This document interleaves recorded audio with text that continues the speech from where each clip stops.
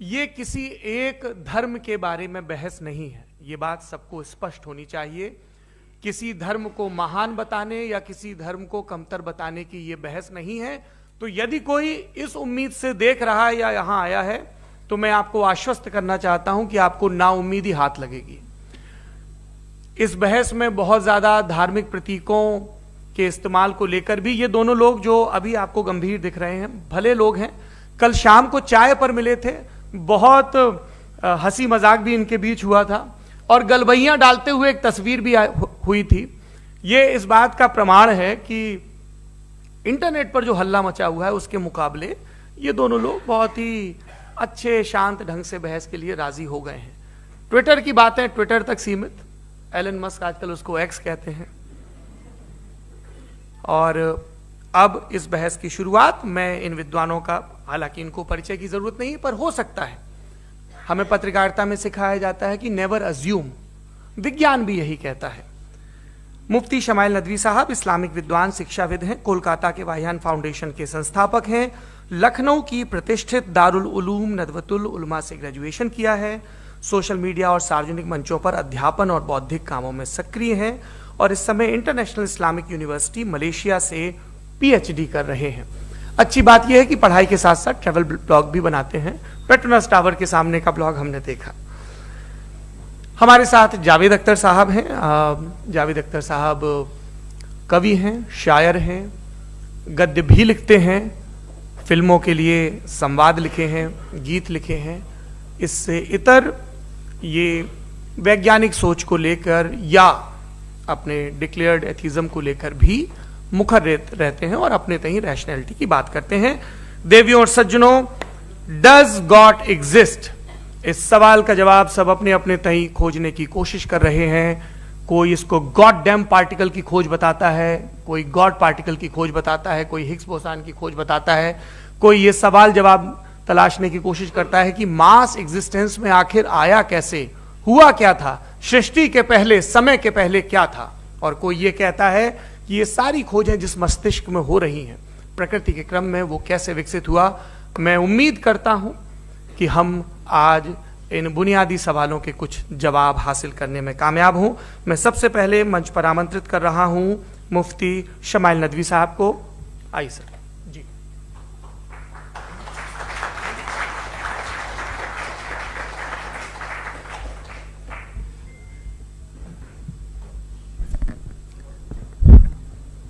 एक आखिरी गुजारिश, आप बोलना शुरू करें। आप लोग प्लीज अपने फोन फ्लाइट मोड पे या साइलेंट मोड पे रखें। एक बार चेक कर ले, कई बार बेध्यानी हो जाती है।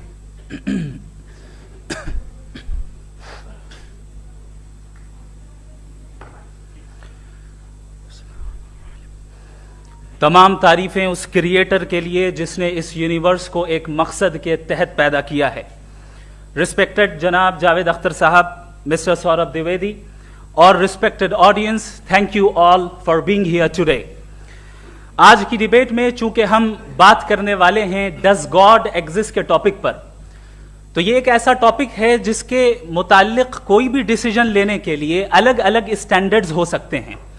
लिहाजा डिबेट के शुरू में यह जरूरी है कि हम ये जान लें कि आज के इस टॉपिक में कौन सा स्टैंडर्ड सही होगा और कौन सा गलत होगा।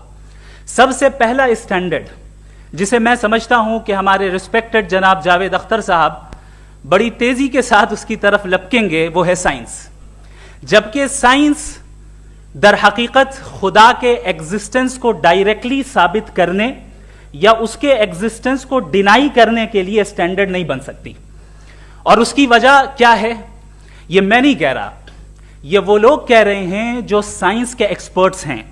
नेशनल एकेडमी ऑफ साइंस कहती है science doesn't have the processes to prove और disprove the existence of God. Why? क्योंकि साइंस का ताल्लुक एम्पेरिकल एविडेंस से है और एम्पेरिकल एविडेंसेस का ताल्लुक हमारे नेचुरल और फिजिकल वर्ल्ड से है, जबकि गॉड नॉन फिजिकल और सुपर नेचुरल रियलिटी है। लिहाजा नॉन फिजिकल रियलिटी को आप उस टूल के साथ नहीं चेक कर सकते जिसका काम फिजिकल रियलिटी को तलाश करना है। लिहाजा आज इस डिबेट में गॉड की एग्जिस्टेंस को साबित करने या उसे डिनाई करने में साइंटिफिक एविडेंस को एक्सेप्ट नहीं किया जाएगा। दूसरा स्टैंडर्ड हो सकता है रेविलेशन, कि रेविलेशन के जरिए हम यह साबित करें कि गॉड एग्जिस्ट करता है या नहीं। लेकिन यह स्टैंडर्ड भी आज इररेलेवेंट है। क्यों? क्योंकि रेविलेशन मेरे नजदीक सोर्स ऑफ नॉलेज है, वैलिड सोर्स ऑफ नॉलेज है, लेकिन हमारे जावेद अख्तर साहब के नजदीक ये वैलिड सोर्स ऑफ नॉलेज नहीं है। लिहाजा आज की डिबेट में मैं एक भी एविडेंस किसी भी मजहबी स्क्रिप्चर से नहीं दूंगा, ताकि जावेद अख्तर साहब के लिए वो अनएक्सेप्टेबल ना हो।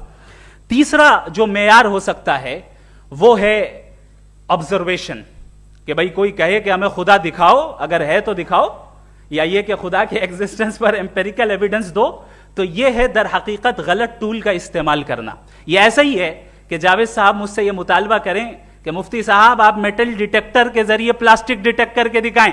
अब चूंकि प्लास्टिक डिटेक्ट नहीं हो पा रही है, लिहाजा plastic does not exist. No, you are using the wrong tool. इस टूल से प्लास्टिक को डिटेक्ट नहीं किया जाता। लिहाजा मैं समझता हूं कि गॉड के एग्जिस्टेंस पर एम्पेरिकल एविडेंस का मुतालबा करना एक बचकाना मुतालबा है, और हमारे रिस्पेक्टेड जनाब जावेद अख्तर साहब इस स्टेज से अब बहुत आगे निकल चुके हैं। अब बचता है एक ही स्टैंडर्ड, और वो स्टैंडर्ड है अक्ल, लॉजिक, रीजनिंग। और यही वो स्टैंडर्ड है जिसके तहत गॉड की एग्जिस्टेंस को साबित किया जाएगा या गॉड की एग्जिस्टेंस को डिनाई किया जाएगा। लेकिन चूंकि ये बहुत इंपॉर्टेंट और सेंसिटिव टॉपिक है, इसलिए लॉजिकल आर्ग्यूमेंट भी ऐसा होना चाहिए जो डेफिनेटिव हो, इनडेफिनेटिव ना हो, जो 2 और 2 4 की तरह बिल्कुल वाजे हो, जिसे लॉजिकली रिजेक्ट करना पॉसिबल नहीं हो। फॉर एग्जाम्पल हम कहें हमारे रिस्पेक्टेड मिस्टर सौरभ साहब, ये एक इंसान है और तमाम इंसान कॉन्शियस बीइंग है, लिहाजा नतीजा क्या निकला? हमारे सौरभ साहब भी कॉन्शियस बीइंग है। क्या ये इनडेफिनेट आर्ग्यूमेंट है या डेफिनेट आर्ग्यूमेंट है? ये डेफिनेट आर्ग्यूमेंट है। ये 2 और 2 की तरह वाजे है, इसमें किसी तरह जो है लॉजिकली इसको रिजेक्ट नहीं किया जा सकता। तो अगर आज हमारे जावेद अख्तर साहब ऐसी कोई अकली दलील और लॉजिकल एविडेंस दें खुदा के ना होने पर जो डेफिनेट भी हो, तो मैं ये ऐलान करता हूं कि यकीनन मैं उस एविडेंस को कबूल करूंगा और उस पर गौर करूंगा। लेकिन साथ में यह भी ऐलान कर देता हूं प्रेडिक्शन के तौर पर कि ऐसा कोई डेफिनेट आर्ग्यूमेंट कोई नहीं पेश कर सकता। दलील हम देंगे और डेफिनेटिव दलील देंगे, लॉजिकल दलील देंगे, ऐसी दलील देंगे जो एंटायर एथिस्टिक वर्ल्ड उसे रेफ्यूट नहीं कर सकती। चलें अब हम एक एग्जाम्पल सोचते हैं, एक सिनेरियो, सिंपल सिनेरियो। तमाम ऑडियंस से गुजारिश है, हम और आप एक आइसोलेटेड आइलैंड पर हैं, ऐसा आइलैंड जहां पे हमसे पहले कोई कभी नहीं गया। चलते चलते आपके सामने अचानक आपने देखा एक पिंक कलर की बॉल पड़ी हुई है। सबसे पहला सवाल आपके जहन में क्या आएगा कि यह बॉल यहां क्यों आई, कैसे आई, ये पिंक कलर की ही क्यों है? कोई और कलर भी हो सकता था। ये इसी शेप में क्यों है? कोई और शेप भी हो सकता था। नेचुरली आप इस तरफ पहुंचेंगे कि कोई ना कोई है जिसने इन स्पेसिफिक प्रॉपर्टीज के साथ इस बॉल को बनाया है और यहां पे रखा है। चूंकि आप जानते हैं कि ये जो बॉल है इसका एग्जिस्ट करना जरूरी नहीं है, ये एग्जिस्ट कर भी सकती थी, नहीं भी कर सकती थी, और एग्जिस्ट करना ही था तो किसी और फॉर्म में करती, किसी और कलर में करती। अब आप इस बॉल को एक्सपैंड करते चले जाएं, एक्सपैंड करते चले जाएं, एक्सपैंड करते चले जाएं, यहां तक कि ये बॉल यूनिवर्स के साइज की हो जाए। बताइए कि क्या साइज के बढ़ जाने से सवाल बदल जाएगा? हरगिज नहीं बदलेगा। अभी भी सवाल रहेगा, ये यूनिवर्स कहां से आया, इन स्पेसिफिक प्रॉपर्टीज के साथ कहां से आया, क्यों आया, किसने बनाया, यह सवाल उस वक्त भी वैलिड रहेगा। लेकिन यह सवाल अगर हम जनाब जावेद अख्तर साहब से करें तो चूंकि इनका वर्ल्ड व्यू एथिस्टिक है, और सिर्फ इनका नहीं, मतलब जितने भी एथिस्ट हैं और एथिस्टिक वर्ल्ड व्यू को रखने वाले से अगर आप ये सवाल करें कि ये यूनिवर्स कहां से आया, तो इनका जवाब या तो आर्ग्यूमेंट फ्रॉम इग्नोरेंस होगा या डॉगमेटिक होगा। या तो ये कहेंगे कि मुझे नहीं पता कि ये कहां से आया, लिहाजा गॉड डज नॉट एग्जिस्ट, ये आर्ग्यूमेंट फ्रॉम इग्नोरेंस है, या ये कहेंगे कि ये यूनिवर्स खुद ब खुद बन गया। इसका मतलब यह है कि उस बॉल को भी खुद ब खुद बन जाना चाहिए, लेकिन बॉल के ताल्लुक से ये एक्सप्लेनेशन एक्सेप्ट नहीं की जाएगी कि ये खुद ब खुद बन गई, लेकिन यूनिवर्स के ताल्लुक से कर दिया जाएगा। इसे हम दूसरे अल्फाज में डॉगमा भी कह सकते हैं। दूसरी चीज, हमारे जावेद अख्तर साहब जरूर गॉड ऑफ गैप्स की मिसाल भी जरूर देंगे और मिसाल देंगे कि पहले जमाने में बिजलियां कड़कती थी तो लोगों ने किसी एक खुदा की तरफ और बारिश होती थी तो दूसरे खुदा की तरफ मंसूब कर दिया, उनके पास दलील नहीं थी। यह हमारा वर्ल्ड व्यू है ही नहीं, यह हमारा वर्ल्ड व्यू है ही नहीं, क्योंकि नेचुरल फिनोमेना के प्रोसेस की इंटरप्रिटेशन को जान लेने से यह कहां से साबित हो गया कि गॉड एग्जिस्ट नहीं करता है। इस पर मैं इंशाअल्लाह अभी आगे बात करूंगा। आप हजरात ये भी देखेंगे और मैं ये एक्सपेक्ट करता हूं कि हमारे रिस्पेक्टेड जनाब जावेद अख्तर साहब जरूर इमोशनल आर्ग्यूमेंट्स भी देंगे, जो कि एक लॉजिकल फेलेसी है जब बात आती है ट्रुथ को डिसाइड करने में। क्यों? मिसाल के तौर पर वो कहेंगे कि अगर गॉड है तो इविल क्यों एग्जिस्ट करता है, जबकि मैं कहता हूं इविल का एग्जिस्ट करना गॉड के एग्जिस्ट करने की दलील है, उसके खिलाफ नहीं है। चूंकि अगर गॉड है तो हम सब उसके सामने अकाउंटेबल हैं, और अगर हम अकाउंटेबल हैं तो अकाउंटेबिलिटी के लिए इविल का मौजूद होना जरूरी है, उसके बगैर हम अकाउंटेबल नहीं हो सकते। और अगर हम अकाउंटेबल नहीं हैं तो हम जनाब जावेद अख्तर साहब से पूछेंगे कि आप बताएं कि फिर सफरिंग इस दुनिया में क्यों है? अगर खुदा नहीं है तो सफरिंग क्यों है? और उन लोगों के जज्बे का क्या जिनके अंदर सफरिंग के बाद इंतकाम लेने का जज्बा पाया जाता है और वो इस दुनिया से ऐसे ही चले गए, क्या उनकी सारी तकलीफें बेकार चली जाएंगी? अब आ जाएं उसी एग्जाम्पल की तरफ कि बॉल, मुझसे अगर कोई पूछे इस बॉल को किसने बनाया और या इस एक्सपेंडेड बॉल को किसने बनाया, मैं कहूंगा कि चूंकि ये यूनिवर्स और इस यूनिवर्स की तमाम चीजें कॉन्टिंजेंट हैं। कॉन्टिंजेंट होने का मतलब ये होता है कि जो अपने एग्जिस्टेंस पे किसी के ऊपर डिपेंड करती हो, तो जाहिर है ये यूनिवर्स कॉन्टिंजेंट है। और अगर कोई चीज कॉन्टिंजेंट नहीं है तो मैं रिक्वेस्ट करूंगा कि मुझे दिखा दें कि कौन सी चीज यूनिवर्स में कॉन्टिंजेंट नहीं है, हम भी जरा गौर कर लें और हम भी देख लें। और जब कॉन्टिंजेंट चीजें मौजूद हैं तो फिलोसोफर्स की इस्तिलाह के मुताबिक, हम उस टर्मिनोलॉजी के मुताबिक हम उस जगह तक पहुंचते हैं और उस हस्ती तक पहुंचते हैं जिसे नेसेसरी बीइंग कहा जाता है, कि ये वो नेसेसरी बीइंग है जिसका मौजूद ना होना नामुमकिन हो। क्योंकि अगर ये मौजूद ना हो तो सारी चीजें एग्जिस्टेंस में आएंगी ही नहीं, और ये सारी कॉन्टिंजेंट चीजें उसी के ऊपर डिपेंड करती हैं। अब अगर आप ये सवाल करते हैं कि फिर उस हस्ती को किसने बनाया, फिर उसका कॉज क्या है, फिर उसका कॉज क्या है, फिर उसका कॉज क्या है, और एंडलेसली चले जाएं, इसे हम कहते हैं इन्फिनिट रीग्रेस ऑफ कॉजेस, जो कि लॉजिकल फेलेसी है। कॉन्सेप्चुअली इन्फिनिटी पॉसिबल है। मिसाल के तौर पे न्यूमेरिकल्स 1 2 3 गिनते चले जाएं, इन्फिनिट नंबर्स हैं। मैं कॉन्सेप्चुअली बात नहीं कर रहा, प्रैक्टिकली रियलिटी में साबित करके दिखाएं कि infinite regress of causes possible हैं या नहीं। अगर पॉसिबल हैं तो हम मान लेंगे, मिसाल दे दें, और पॉसिबल नहीं है तो एक ही ऑप्शन बचता है जिसे हम कहते हैं नेसेसरी बीइंग। ऐसी नेसेसरी बीइंग जो इंडिपेंडेंट है, क्योंकि अगर वो डिपेंडेंट हुई तो वो नेसेसरी नहीं रहेगी।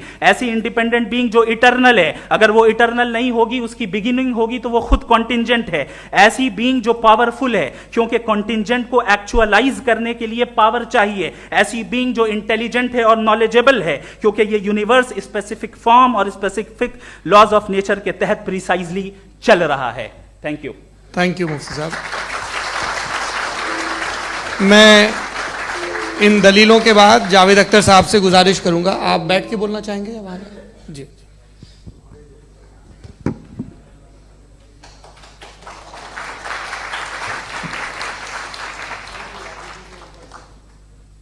पहले तो मैं मुफ्ती साहब को एक अच्छी खबर देना चाहूँगा कि मेरी नॉलेज साइंस के बारे में बड़ी मामूली है, तो आप फिक्र ना करें उसकी, लेकिन कुछ कॉमन सेंस है मुझ में। देखिए, ये खुदा का तस्वुर कोई नया तस्वुर नहीं है, ये सदियों से रहा है।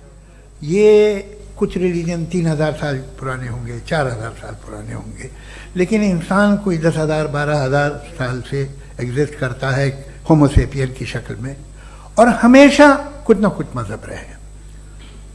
ये मजहब जाहिलों के नहीं थे, ये मजहब एक ऐसी ग्रीक सोसाइटी के थे जहाँ बड़े बड़े फिलोसफर्स पैदा हुए। ये मजहब इजिप्शियंस के थे जिन्होंने पिरामिड्स बनाए थे। ये रोमन्स के थे कि जिनका आर्किटेक्चर और सेनेट यानी पहली बुनियाद डेमोक्रेसी की, लिमिटेड थी मगर डेमोक्रेसी थी, ये उन लोगों ने किए थे। तो इनका जो जुपिटर था, रा था, ज़्यूस था, उन्हें उस पर इतना ही एतमाद था जितना आज किसी मजहबी आदमी को अपने खुदा पे होगा। क्रिश्चियनिटी आने से पहले यूरोप में एक मजहब था, जर्मेनिक रिलीजन। उसका एक खुदा था, उसकी एक बीवी थी, उसके 2 बेटे थे, एक बेटी थी। फिर जर्मनी में जब यूरोप में क्रिश्चियनिटी आई तो वो खुदा, उसकी बीवी और पूरे ख़ानदान चला गया।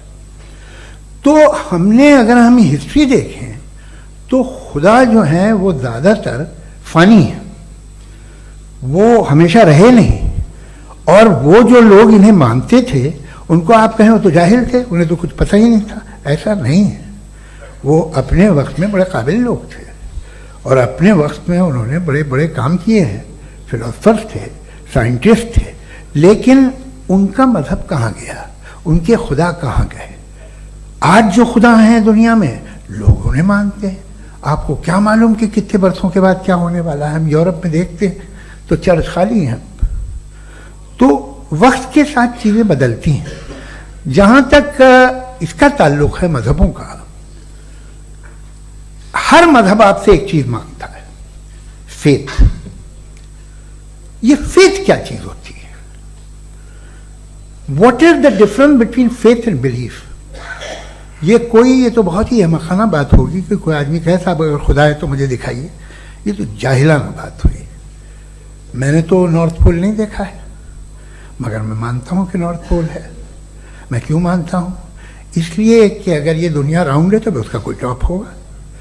कुछ लोग हैं जो वहाँ गए भी हैं, कॉमन सेंस कहता है कि ऐसा होगा, सबूत है, गवाह है, रीजन है।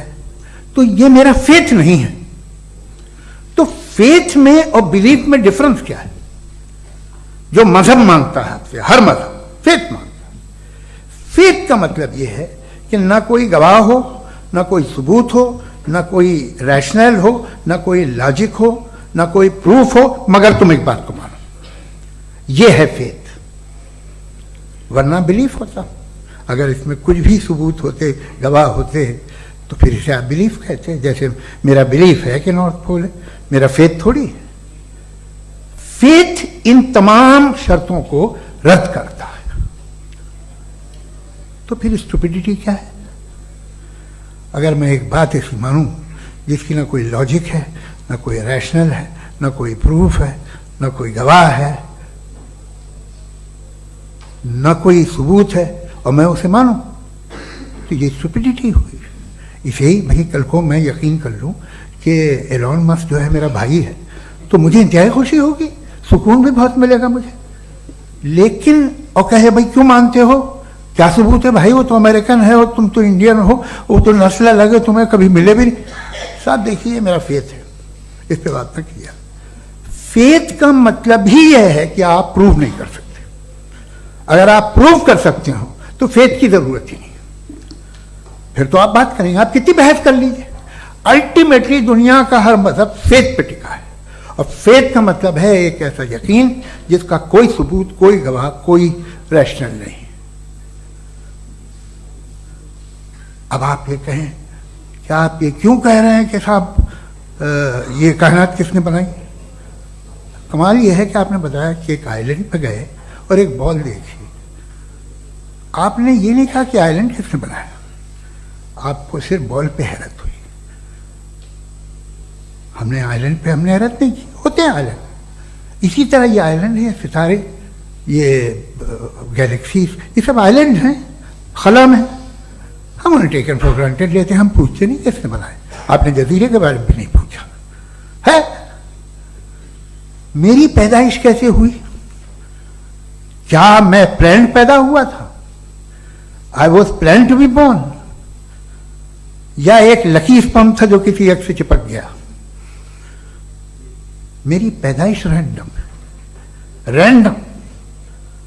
और इंसाफ जिसे आप कहते हैं, इंसाफ का तो नेचर से कोई वास्ता ही नहीं है। जो आप कहते हैं कि एक दिन इंसाफ मिलेगा, इंसाफ is a human concept. Nature में कोई इंसाफ नहीं। अगर शेर हिरन को खा जाता है तो उसे कोई सजा नहीं मिलती।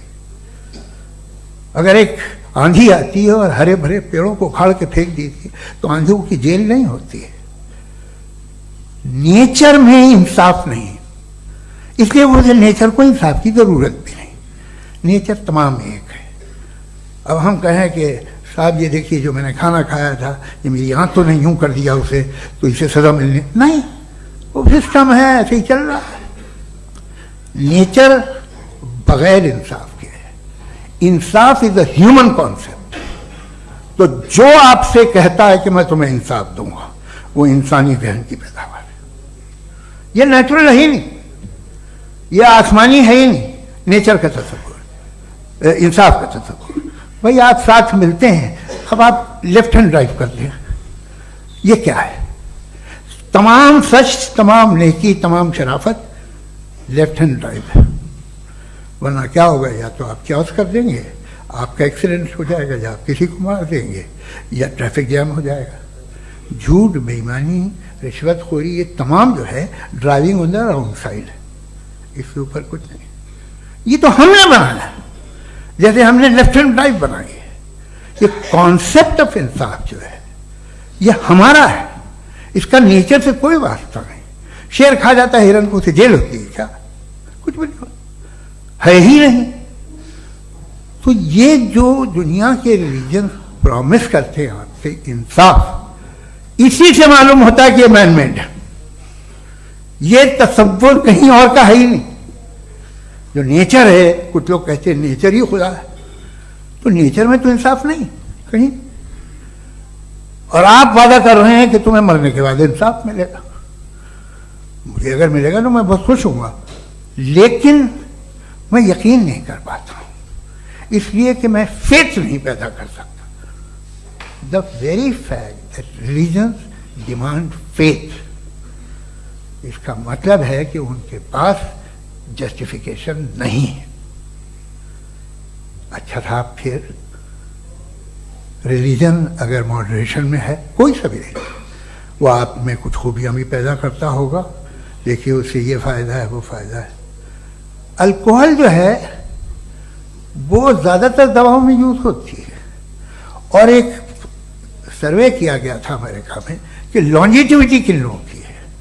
तो एक तरफ वो लोग थे जो शराब पीते ही नहीं थे, और एक तरफ वो थे जो एक बोतल शराब रोज पीते थे। सबसे ज़्यादा लंबी उम्र की है जो 2 पैक नाप के शराब पीते हैं और खाना खाते हैं। मगर हम शराब को बुरा समझते हैं, मैं भी बुरा समझता हूँ। क्यों? ऐसा होता नहीं। कुछ चीज़ों में आदत होती है कि वो बढ़ती है। आज तक में एक आदमी दूध पीता है, आप 10 साल बाद भी मिलेंगे तो एक ही गिलास पीता होगा। ऐसा नहीं होता, सुबह से दूध पीता रहता है।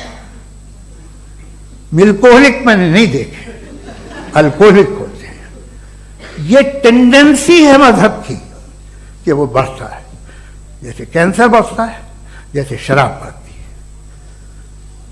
कुछ लोग होंगे जो उसे सही तरह से यूज करते हैं। मुझे यकीन है कि हमारे मुफ्ती साहब भी उनमें से एक, इनसे बहुत खुशी हुई मुझे इनसे मिलकर। लेकिन कितने लोग हैं कि आज आप देखते हैं दुनिया में जो तबाहियां हैं, इनमें कितना हाथ है उन लोगों का जो बिलीवर कहते था मजहब ये नहीं कहता, ना कहता होगा, मगर जब ये मजहब पीते हैं तो ऐसे बिहेव करते हैं। थोड़ा सा अगर हो तो शायद बहुत अच्छी बात, लेकिन शराब थोड़ी सी नहीं रहती, उसमें टेंडेंसी है। पहले थोड़ा सा अगर 2-3 कैंसर के सेल हो ना बॉडी में तो आदमी सिम रहेगा, लेकिन वो 2-3 सेल नहीं रहते, वो मल्टीप्लाई होते हैं। जावेद साहब, टाइम पूरा हो गया। टाइम हो गया, तो बस बात खत्म हो गई। अच्छा, मुझे कुछ और कहने को था भी नहीं। जी, मैं पहले जवाबी दौर के लिए इनवाइट कर रहा हूं मुफ्ती साहब को। Your rebuttal round 1, you have 7 minutes.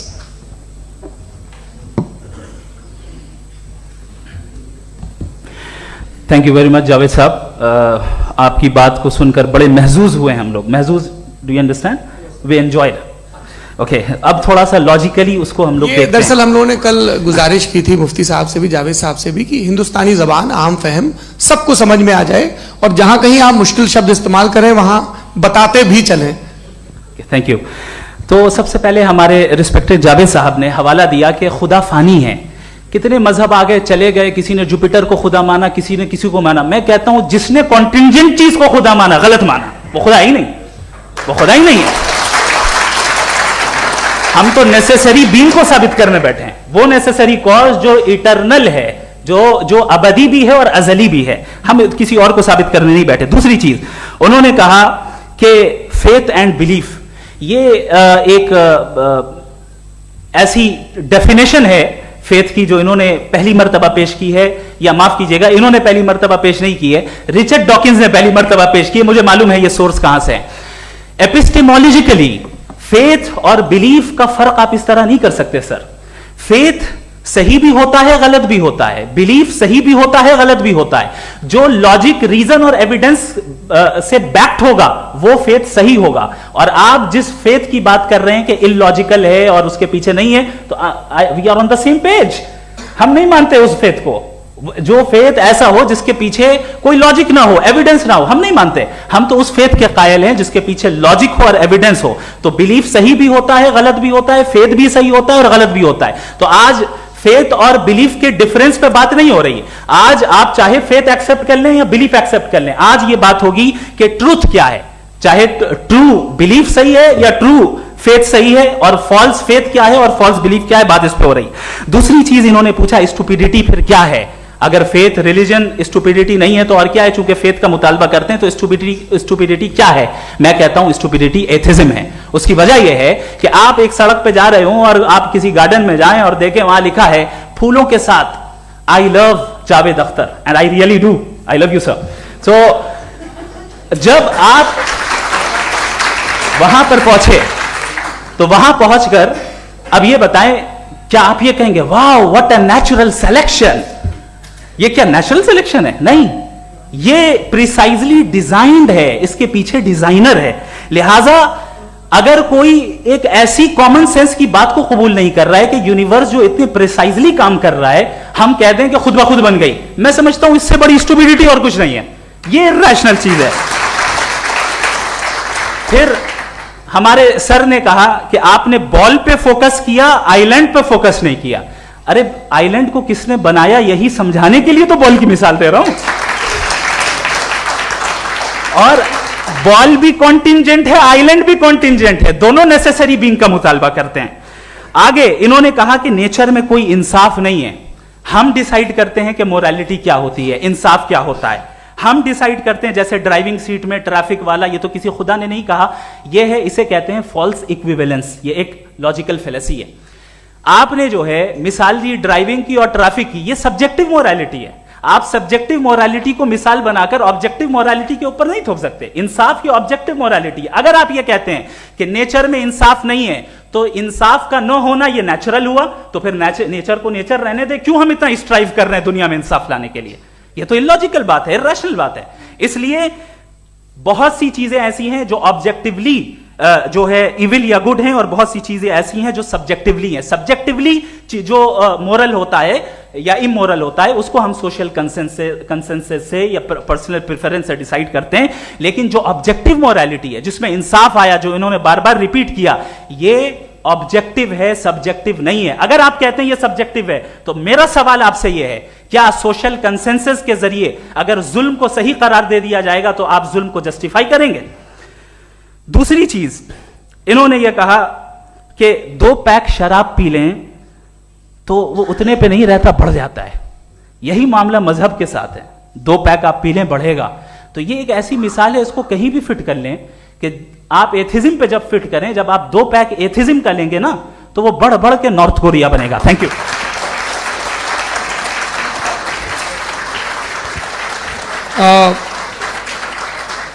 First round के रिबटल के लिए मैं जावेद साहब को इनवाइट कर रहा हूं। आपके पास 7 मिनट का वक्त है, रीसेट कर दीजिएगा प्लीज।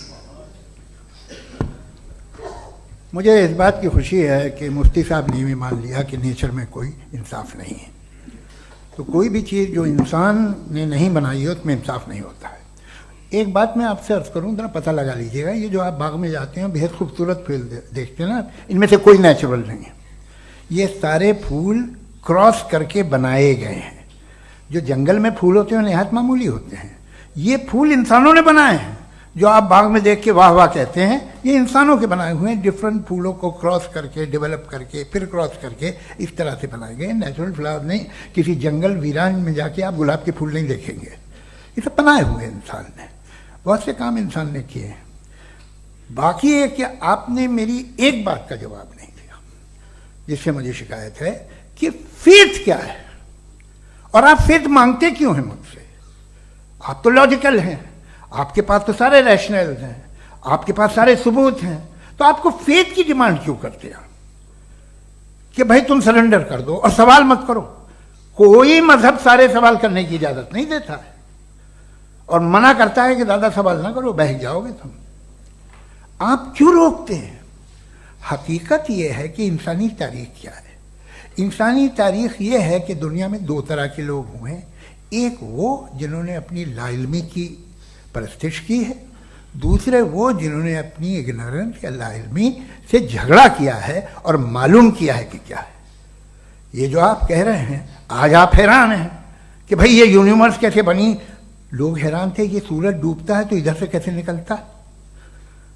और आप एक कदम जाके हमेशा का मानने को तैयार है, एक कदम पीछे ही मान जाइए। भाई आप इसके बाद जाते हो, कहते सवाल ना करना कि ये कहां से आया, ये पावर तो हमेशा से हमेशा रहेगी। तो आप यूनिवर्स के बारे में मानने में क्या तकलीफ है? एक कदम पहले रुक जाइए, ये हमेशा से थी या नहीं थी हमें मालूम नहीं है। और ये कहना कि हमें मालूम नहीं है, कमाल ये है कि दुनिया के सारे मजहब सब जानते हैं ये दुनिया कैसे बनी थी, कैसे मिटेगी, मरने के बाद क्या होगा, इनको सब इल्म है। इनको किसी को डायनासोर होते थे पहले ये नहीं पता था, किसी को नहीं पता। किसी भी दुनिया की मजहबी किताब में डायनासोर का जिक्र नहीं है। लेकिन बाकी सब बातें, how to make universe in 4 easy lessons and बाकी सब पता है। जिसको सब पता है वो गड़बड़ है।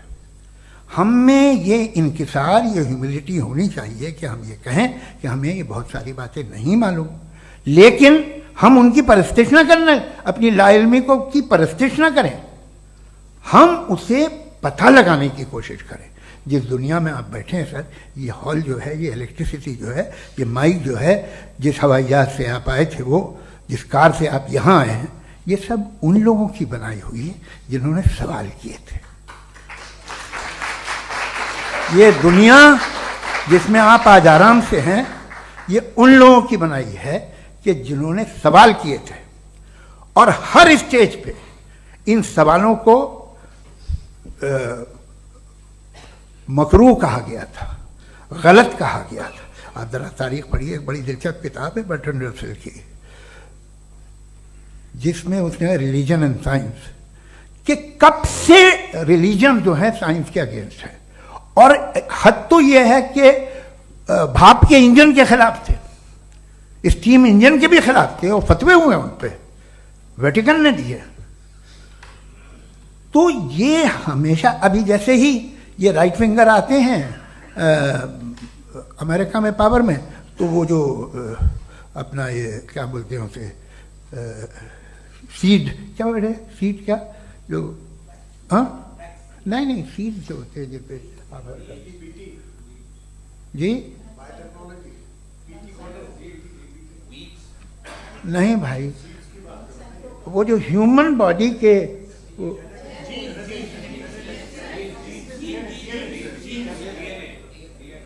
उस पर रिसर्च बंद हो जाती है, रिपब्लिकन नहीं करने देते।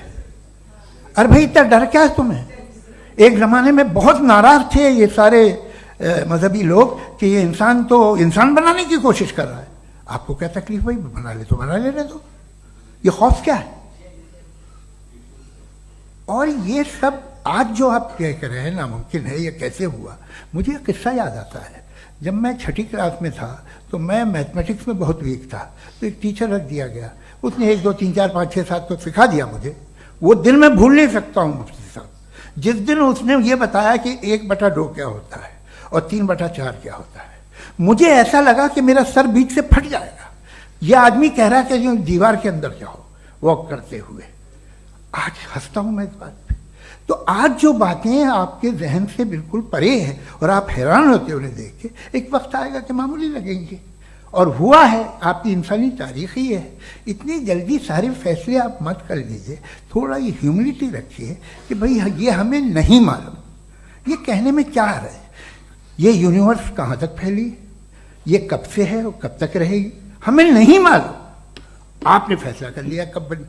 ये आपके हिसाब से कोई 14 बिलियन ईयर बनी जो समझा जाता है। उससे पहले हजारों करोड़ों अरबों साल तक खुदा बैठा क्या कर रहा था? खामोश बैठा था ऐसे ही, जमाइया ले रहा था। फिर उसे आइडिया आया, यार एक काम करते, वक्त अच्छा गुजर जाएगा, यूनिवर्स पर नाम चाहिए। सोचिए, वो तो हमेशा से है ना, मगर यूनिवर्स हमेशा से नहीं है, ये तो बनाई गई है। और उससे पहले क्या था, इनका क्या काम था? कैसी बात है, ये बड़ा आसान है। जो बात हमें आज धीरे धीरे पता चली है, बरसों 2000 और 2500 साल पहले आपको किसी ने बता दिया कि क्या था, आप मान गए, और तब से वही मान रहे हैं जो 2500 साल पहले कहा गया था। सब कुछ बदल गया है, सॉल्व हो रही हैं चीज़ें। अभी साइंस बिल्कुल दावा नहीं करती, या कोई फिलोसफर ये दावा नहीं करता कि हमें सब मालूम, बल्कि वो कहता है कि हमें जितना मालूम होता है उससे ये मालूम होता है कि हमें कितना कम मालूम। तो हम अपनी जहालत से लड़े, उसकी परस्तिश न करें। जी, time, thank you so much. मैं तर्कों की श्रृंखला में राउंड 2 के लिए मुफ्ती साहब को आमंत्रित कर रहा हूं। आपके पास एक बार फिर से 7 मिनट का वक्त है। शुक्रिया। जनाब जावेद अख्तर साहब कई मर्तबा दोहरा रहे हैं कि फेथ का मतलब बताइए, फेथ का मतलब बताइए। मैंने बता दिया, फेथ सही भी होता है, गलत भी होता है। और आज हम फेथ पे बात नहीं कर रहे, हम ट्रूथ और डज गॉड एग्जिस्ट पे बात कर रहे हैं। क्या डज गॉड एग्जिस्ट, ये ट्रूथ यानी गॉड है या नहीं है, इसमें से दोनों ट्रूथ क्या है। अब आप उसे फेथ कह लें, बिलीफ कह लें, नॉट माई बिजनेस। उसके बाद आपने कहा कि भाई सवाल करने से मजहब रोकता है। मैं कहता हूं जो रोकता है वो रोकता होगा, मैं नहीं रोकता, बल्कि सवाल करें, सवाल करना चाहिए। सवाल कर करके तो हम आगे बढ़ते हैं, तरक्की करते हैं, और इसीलिए मैं आज यहां पे आया हूं। लेकिन सवाल सिर्फ खुदा से नहीं होगा, आपसे भी होगा। सवाल एथिज्म से भी होगा, सवाल सिर्फ मजहब से नहीं होगा, सबसे होगा। और आज मैं सवाल करूंगा और उम्मीद है कि आप जवाब देंगे। अभी तक आपने वैसे कॉन्टिंजेंसी आर्गुमेंट का कोई जवाब नहीं दिया। चलें, आपने कहा यूनिवर्स के बारे में इटर्नल क्यों नहीं बोल देते। ये चूंकि लॉजिकली पॉसिबल ही नहीं है कि यूनिवर्स इटर्नल हो। यूनिवर्स एक कॉन्टिंजेंट चीज है जो टाइम एंड स्पेस के पाबंद है, टाइम एंड स्पेस से बाउंड है। जो टाइम एंड स्पेस से बाउंड होगा वो कॉन्टिंजेंट होगा, जो कॉन्टिंजेंट होगा वो उसकी बिगिनिंग हुई होगी, जिसकी बिगिनिंग हुई होगी वो इटर्नल नहीं हो सकता। ये तो कॉमन सी बात है। आपने कहा कि किसी मजहबी किताब में डायनासोर का जिक्र नहीं है। अफसोस कि आज तक किसी मैथमेटिक्स की किताब में मुझे डायनासोर का जिक्र नहीं मिला। तो इसका मतलब मैथमेटिक्स की किताब बेकार है? नहीं, उसका वो टॉपिक नहीं है। रेवलेशन का और मजहबी किताबों का टॉपिक ये नहीं है कि आपको आके बताए साइकिल कैसे बनाते हैं, या आकर ये बताएं कि जो है डायनासोर कब था। वो तो मोरालिटी सिखाने आया है, गॉड के बारे में बताने आया, नॉन फिजिकल रियलिटी की हकीकत को सिखाने के लिए आया। रिलीजियन साइंस को रोकता है? नहीं रोकता। अगर रोकता है तो गलत करता है। रिलीजियन साइंटिज्म को रोकता है, जिसमें हमारे जावेद साहब मुब्तला है। साइंस और साइंटिज्म में फर्क है। साइंटिज्म यह है कि आप समझें कि साइंस और साइंटिफिक मेथोडोलॉजी ये नॉलेज को हासिल करने का वाहिद सोर्स ऑफ नॉलेज है। यह है साइंटिज्म। हम इसे रिजेक्ट करते हैं। हम साइंस को तो तरक्की करते हैं, भाई आप हमारी पूरी तारीख कर लें, पढ़ लें तो आपको पता चल जाएगा। बहरहाल ये अलग टॉपिक है। उसके बाद इन्होंने एक लफ्ज कहा, वेटिकन ने फतवा दिया। वेटिकन का फतवे से कोई ताल्लुक नहीं है, दोनों कॉन्ट्राडिक्टरी अल्फाज हैं। उसके बाद उन्होंने कहा कि भाई हमें नहीं मालूम। अगर नहीं मालूम तो क्लियरली कह देना कि नहीं मालूम है, इसमें क्या हरज है। तो वही तो मैं कह रहा हूं ना कि आप कह दें कि नहीं मालूम, लेकिन क्लेम क्यों कर रहे हैं कि गॉड एग्जिस्ट नहीं कर रहा है। आप कह दें नहीं मालूम है, हो सकता है हो सकता ना हो, लेकिन आप क्लेम कर रहे हैं। The moment you say God does not exist, this is a claim, and now the burden of proof is upon you too, जैसे हमारे ऊपर है। और क्यों है मैं बताता हूं, क्यों है ये भी मैं बताता हूं। फिलोसॉफिकली जो क्लेम होता है ना, सिर्फ ये नहीं होता कि इंसान कहे पॉजिटिव क्लेम करे और नेगेटिव क्लेम करे तो बर्डन ऑफ प्रूफ नहीं है। आप मिसाल के तौर पे मैं कहूं कि फुला उस कमरे में कोई नहीं है, मैंने एक नॉलेज का क्लेम किया है। उस कमरे में कोई नहीं है, मैंने एक नॉलेज का क्लेम किया। या तो मैं कहूं मुझे नहीं पता, हो भी सकता है नहीं भी हो सकता है, this is not a claim. लेकिन जब मैं कह रहा हूं कि वहां कोई नहीं है, या मैं कह रहा हूं वहां कोई है, दोनों क्लेम है और दोनों के ऊपर बर्डन ऑफ प्रूफ है। हमारे ऊपर भी बर्डन ऑफ प्रूफ है। मैंने कंटिजेंसी आर्ग्यूमेंट दिया, इसे तोड़कर दिखाइए। आखिरी चीज, इन्होंने कहा कि खुदा दुनिया बनाने से पहले 150 साल पहले या करोड़ों साल पहले क्या कर रहा था? अरे हजरत, चलें, बहरहाल मैं जवाब दे देता हूं, आप हमारे रिस्पेक्टेड पर्सनालिटी हैं, अगर आप नहीं होते तो मैं ऐसे एंटरटेन ही नहीं करता। टाइम, ये 100 साल पहले या 100 साल बाद, पहले बाद में अभी, ये वो अल्फाज हैं जिनका ताल्लुक टाइम से है। टाइम शुरू ही हुआ है यूनिवर्स की बिगिनिंग के बाद, तो उसके पहले खुदा क्या कर रहा था? सवाल इलॉजिकल है, ये फेलेसी है। यानी आप ये कह रहे हैं कि यूनिवर्स के बनने से पहले खुदा क्या कर रहा था? टाइम के बनने से पहले, पहले का ताल्लुक टाइम से, टाइम उस वक्त था ही नहीं, तो ये सवाल ही इनवैलिड है खुदा के ताल्लुक से। दूसरी चीज, आर्ग्यूमेंट ऑफ कंटिंजेंसी जो मैंने आपके सामने पेश की है, आपने बार बार ये प्रूफ किया और ये कह रहे हैं कि गॉड ऑफ गैप्स। देखिए, पहले नहीं मालूम था, साइंस ने कर दिया। सिंपल्स की मिसाल से मैं समझा देता हूं। जिस गैप्स की आप बात कर रहे हैं ना, साइंस उन गैप्स को जिन चीज के जरिए भी प्रूव करेगा वो कॉन्टिंजेंट ही होगा, अब चाहे वो फोर्स हो, मैटर हो या एनर्जी हो। लिहाजा सवाल हमारा उस वक्त भी वैलिड होगा जब तक कि आप नेसेसरी बीइंग पे ना आ जाएं, और इन्फिनिट रिग्रेस पॉसिबल नहीं है of causes in practical world, तो जाहिर है कहीं रुकना पड़ेगा, जहां रुकेंगे वही खुदा है। दूसरी चीज, आपने ये कहा, क्या कह रहा था मैं, किस पॉइंट को?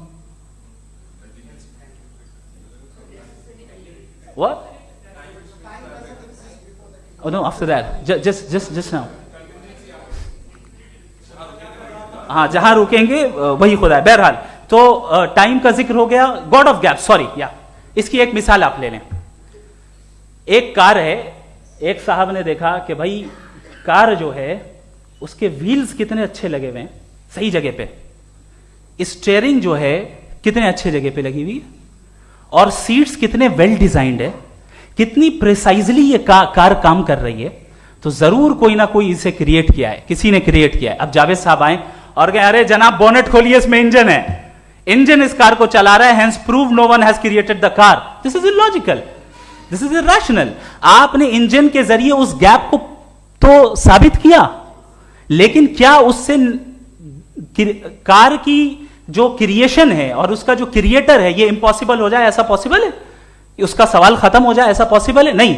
आपने गैप्स को फिल करके, कॉन्टिंजेंट चीजों से गैप्स को फिल करके हमारे ऑब्जर्वेशन को और ब्रॉड कर दिया। अब हमें और पता चल गया कि ये जो कार है इसका सिस्टम कितना ज्यादा कॉम्प्लेक्स है। पहले कम समझते थे, अब कॉम्प्लेक्सिटी और ज्यादा वाजे हो गई। अब हमें समझ में आ रहा है कि हमारी सर्टेनिटी और बढ़ गई कि जरूर इस कार को किसी ना किसी ने बनाया। यही मामला यूनिवर्स का है। साइंस हमेशा फिजिकल वर्ल्ड की चीजों को ही फिल करती जाएगी और फिजिकल चीजों से ही करती जाएगी, चूंकि एम्पेरिकल एविडेंस का ताल्लुक फिजिकल वर्ल्ड से है।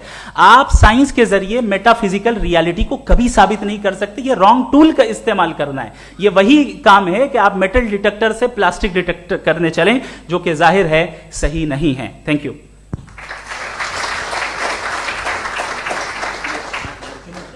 जी, ये आर्ग्यूमेंट का राउंड 2 है। हाँ। 7 मिनट है।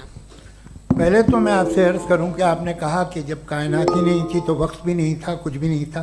कैसे नहीं था? खुदा था, एक एग्जिस्टेंस तो था ना खुदा का। तो जब खुदा था तो वक्त भी होगा। ऐसा नहीं कि कुछ भी नहीं था, खुदा था। अच्छा, बाकी एक आपने कहा साहब आप साबित कीजिए, आपके पास भी लॉजिक है, मेरे पास भी लॉजिक है। आप मेरा जिम्मेदारी नहीं है साबित करना कि खुदा है। बर्टन रसल ने बड़ी अच्छी बात कही। बर्टन रसल ने बड़ी अच्छी बात कही। मैं आपसे अगर ये दावा करूं कि एक चाय की केतली मरीख के चारों तरफ घूम रही है, मार्स के चारों तरफ, तो यह आपका काम नहीं है कि आप साबित करें कि कोई चाय की केतली नहीं है। यह मेरा काम है, मैंने दावा किया है। ये दावा तो मजहबी लोग करते हैं कि खुदा है। मैं क्यों साबित करूं कि नहीं है? जब तक आप मुझे कन्विंस नहीं कर देंगे मैं नहीं मानूंगा। आपकी जिम्मेदारी है, मेरी जिम्मेदारी नहीं है।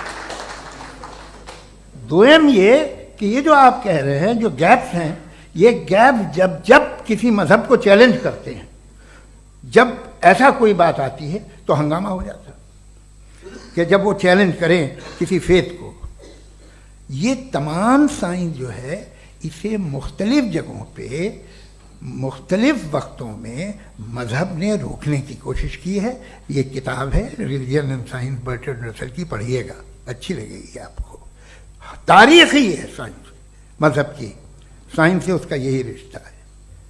अच्छा, अब ये हम सोचें कि बहरहाल ये वजूद जो है मज़हब और ये बिलीव इन गॉड इंसान को बेहतर बना देता है, तो एक काम कीजिए, हिंदुस्तान वर्ल्ड का नक्शा लीजिए और मार्क कीजिए कि रिलीजन कहाँ कहाँ ज़्यादा है, कहाँ कहाँ, चाहे वो लैटिन अमेरिका हो या मिडल ईस्ट हो या फार ईस्ट हो या हिंदुस्तान के वो इलाके जहाँ मजहबियत ज़्यादा है। रख दीजिए नक्शा अलग। अब दूसरा नक्शा कि कहाँ कहाँ नाइंसाफ़ी, रिप्रेशन, औरतों के हुकूक की पामाली, जुल्म, डिक्टेटरशिप कहाँ है, नक्शा एक ही होगा। तो आप मुझे बताएं कि जो इसका तरकीब इस्तेमाल क्या है, खुदा का तरकीब इस्तेमाल तो बताइए। आप छोटी सी दवा सड़क पे बेचते हैं उसकी भी तरकीब इस्तेमाल बताते हैं, इसके इस्तेमाल से तो फायदे नहीं हुआ किसी को। जो सारे के सारे खराब मुल्क हैं, खराब समाज है, वो सारे जुल्म खुदा के नाम पे करते हैं। वो गलत करते हैं, सही करते हैं, मुझे क्या लेना देना उससे। इस्तेमाल से मालूम होता ना। एक विस्की की बोतल कभी शायद देखी हो आपने, लाल रंग की होती है, उस पर रोशनी और छपड़ा इंतहाई खूबसूरत लगती है, क्या बिगाड़ रही है किसी का, उसका इस्तेमाल गलत है, इसलिए आप उसे नापसंद करते हैं। इसका इस्तेमाल गलत है, इस तसव्वुर का इस्तेमाल ही गलत है और हमेशा से गलत हुआ है। आप देख लीजिए, इंसानी तारीख देख लीजिए, आज देख लीजिए, हिंदुस्तान देखिए, दुनिया देख लीजिए क्या हो रहा है। इसे कैसे इस्तेमाल कर रहे हैं फेथ वाले लोग, क्या फेयर हैं, जस्ट हैं, जो अपने खुदाओं पे यकीन रखते हैं, वो किस तरह के लोग हैं। वो लोगों को इंसाफ देते हैं, वो बेहतर इंसान बने। तो इस दवा का फ़ायदा क्या है? चलो बहुत फ़ायदा हो रहा तो मैं इस्तेमाल कर लूँगा, मुझे तो इस दवा का कोई फ़ायदा दिखता ही नहीं। मुझे तो ऐसा लगता, मैं एक और बात बताऊं, अगर कोई आदमी मजहबी है और अच्छा आदमी है तो मैं उसकी बहुत इज्जत करता हूँ, इसलिए कि मेरा ख्याल है मजहबी आदमी का अच्छा होना मुझसे अच्छा होने से ज़्यादा मुश्किल है। भाई हर चीज़ की एक लिमिट है, आप इतना भाग सकते हैं, इतना नहीं भाग सकते, इतना वजन उठा सकते, इतना नहीं उठा सकते, इतना दूर देख सकते हैं, इतना दूर नहीं देख सकते। उसी तरह कॉमन सेंस कहता है कि आप में नेकी का भी एक कोटा होगा। अब आप अगर सुबह जाते हैं अपनी इबादत गाह और इबादत करते हैं तो बाहर निकलते हैं तो आप तो यही महसूस करते हैं कि आपने एक बहुत अच्छा काम किया, आपकी नेकी का एक बहुत बड़ा कोटा खर्च हो गया जिससे किसी का कोई फ़ायदा नहीं होगा। मैं तो नहीं जाता हूँ तो मुझे तो किसी को खाना खिलाना पड़ेगा, किसी बेवा की मदद करनी पड़ेगी, मैं अपना कोटा कैसे कंज्यूम करूं? आप अपना कोटा सारे मजहबी लोग इंतहाई यूजलेस कामों में यूज करते हैं, उसके बाद भी अगर आप में बच्ची है थोड़ी सी शराफत तो भाई वाह क्या बात है।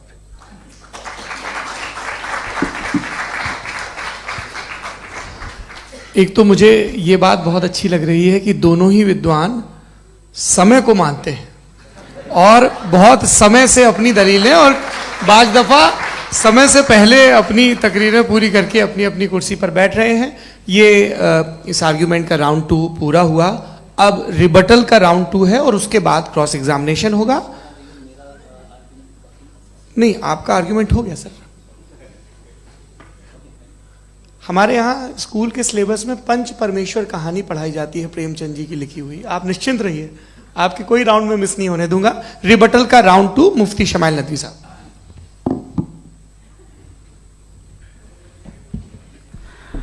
असल में जो हकीकी प्रॉब्लम है, असल प्रॉब्लम है वो ये है कि जावेद साहब के पास कॉन्सेप्ट ऑफ गॉड क्लियर नहीं है। इन्होंने कहा कि कायनात से पहले खुदा तो था, तब भी तो टाइम होगा। ये टाइम कायनात का हिस्सा है। हम खुदा, उस खुदा को मानते हैं नेसेसरी बीइंग का टाइमलेस होना जरूरी है, चूंकि वो टाइम का क्रिएटर है। जब उसने टाइम को क्रिएट किया तो वो खुद टाइम पे कैसे होगा? उसने जब स्पेस को क्रिएट किया तो खुद स्पेस में कैसे होगा? अगर वो टाइम एंड स्पेस को पहले से ही उसका पाबंद है तो फिर किस चीज को उसने क्रिएट किया? लिहाजा ये सवाल गलत है कि खुदा था तो टाइम होगा। बिल्कुल नहीं, टाइम के पाबंद हम है, खुदा नहीं है। हम फिजिकल वर्ल्ड से ताल्लुक रखते हैं, वो मेटाफिजिकल रियलिटी है।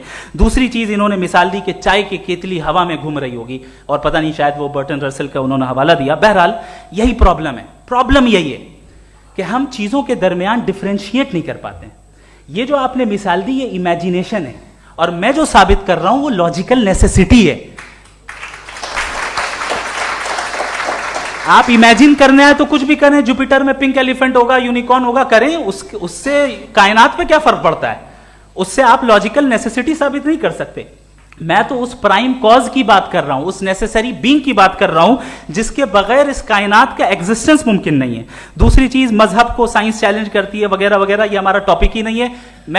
मैं इस पे बात करूंगा तो फिर मेरा वक्त चला जाएगा। मजहब के ऊपर चूंकि हमारी डिस्कशन नहीं है, साइंस को मजहब और बिलखुसूस मैं और हमारा वर्ल्ड व्यू कम से कम साइंस को पीछे नहीं करता है, साइंटिज्म की मजम्मत करता है। इसकी वजाहत मैंने पहले कर दी। दूसरी चीज इन्होंने कहा वर्ल्ड का नक्शा लीजिए, वर्ल्ड मैप लीजिए, दो अलग अलग जगह की। हजरत, मैंने ये होमवर्क किया था और मैंने मिडिल ईस्ट का एक नक्शा लिया और यूरोप का एक नक्शा लिया, ये मजहबी इलाका और ये लिबरल और एथीस्ट इलाका। मुझे पता चला कि सबसे ज्यादा रेप केसेस जो हैं वहां पर है।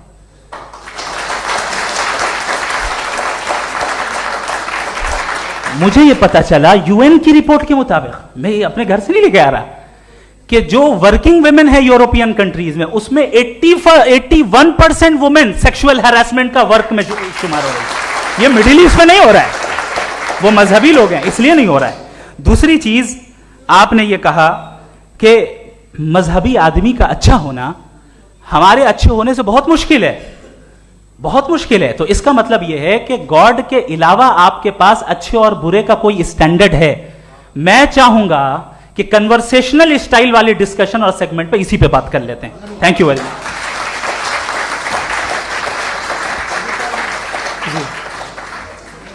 ये रिबटल का राउंड 2 है, आपके पास 5 मिनट का वक्त है और इसके बाद क्रॉस एग्जामिनेशन शुरू करेंगे। आप चाहें तो जो इन्होंने सवाल पूछे उनके जवाब आप रिबटल में भी दे सकते हैं। जी जी, देखिए पहले तो ये बात कि ये मिसाल गलत नहीं है, गलत है। इन्होंने पहले ही हमको डिसार्म कर दिया, कह लिया अकल से मामला सॉल्व नहीं हो सकता, लॉजिक से आप पहुंच नहीं सकते। ये एक मेटाफिजिकल चीज़ है। मेटाफिजिकल अजीब सा लफ्ज़ है, ठीक से किसी को माने नहीं मालूम इसके, तो ऐसा लगता है कुछ बड़ी चीज़ है। अरे भाई क्या होता है मेटाफिजिकल, बताओ, खड़ी हो। ये एक लफ्ज़ है जो कहीं भी इस्तेमाल हो जाता है। जब आप एक बात कर रहे हैं और आप मुझसे बहस कर रहे हैं तो मुझे मेटाफिजिकल मत बताइए, आप लॉजिकली मुझे प्रूफ किए। और अगर लॉजिकली आप नहीं बात करते साहब ये मेटाफिजिकल है, तो फिर हम आप बात क्या कर रहे हैं? मेरा आपका किस ज़बान में कॉन्वर्सेशन होगा? और ये कहना कि वक्त पहले नहीं था, तो फिर क्यों कहते हैं ये हमेशा से और हमेशा रहेगा? हमेशा वक्त है, तो आप कैसे कहते हैं वो हमेशा से है और हमेशा रहेगा? हमेशा का मतलब है कोई वक्त, अगर वक्त ही नहीं है तो हमेशा कैसे? बाहर वो रहेगा। अब मैं ये देखता हूँ, आपने कहा ना कि वहाँ रेप ज़्यादा होते हैं, तो हम एक बात देखते हैं कि ये दुनिया जिस पे वो कादर मुतलक है, जिसकी मर्जी के बगैर पत्ता भी नहीं हिलता, ओमनीपोटेंट है, ये दुनिया चल कैसे रही है? और इस दुनिया का हाल क्या है? 45,000 बच्चे जो 10 साल की उम्र से कम थे वो गाजा में मरे। भूख से काला हांडी में बच्चे मरते हैं और डिप्थेरिया से मरते हैं।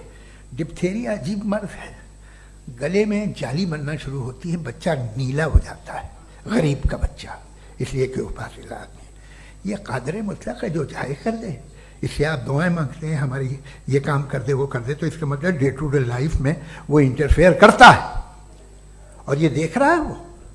अगर वो वाकई भी है फॉर डिस्कशन से, तो मैं जब दुनिया देखता हूं तो मेरे दिल में उसके लिए कोई इज्जत नहीं पैदा होती। ये क्या कर रहे हो तुम पूरे ऑल पावरफुल हो, ओमनीपोटेंट हो, ओमनी प्रेजेंट हो। तुम तो वहां गाजा में रहे होगे ना, तुम हर जगह हो। तुम देख रहे थे कि बच्चे की कैसे धज्जियां उड़ रही, तुम देख रहे थे और तुम चाहते हो मैं तुम्हारी परस्तिश करूंगा, तुम हो भी। अरे यार, इसके अच्छे तो हमारे चीफ प्राइम मिनिस्टर हैं, कुछ तो ख्याल करते हैं। कमाल है, आप किसकी इबादत कर रहे हैं? अगर वो है भी, ये दुनिया नाइंसाफी से, जुल्म से, जबर से, तशद्दुद से भरी हुई। और आप ये मत कहिएगा कि वो देख रहा है और वो बताएगा एक दिन। अगर वो देख रहा है और इंटरफेयर नहीं करता तो आप दुआ क्यों मांगते? आप कहते हैं मेरा ये काम करा दे, इसके मतलब है वो दखल दे सकता है, वो आपको नौकरी दिलवा सकता है, भले दूसरे आदमी को न मिले, मगर आपका काम कर देगा चूंकि आपने दुआ मांगी है। तो जब वो आपको नौकरी दिला सकता है, लड़की की शादी कर सकता है, बेटे को ग्रीन कार्ड दिलवा सकता है, तो कम से कम ये जो मर रहे हैं बच्चे, इनको रोक दे, कुछ तो करे। मुझे तो दुनिया में, इस दुनिया का कोई मालिक है, इसका ओमनीपोटेंट कोई रूलर है, और ये दुनिया ऐसी चल रही है। मैं तो चाहूँगा कि भाई ना हो, अगर हो तो बड़ी शर्मिंदगी की बात है। शुक्रिया।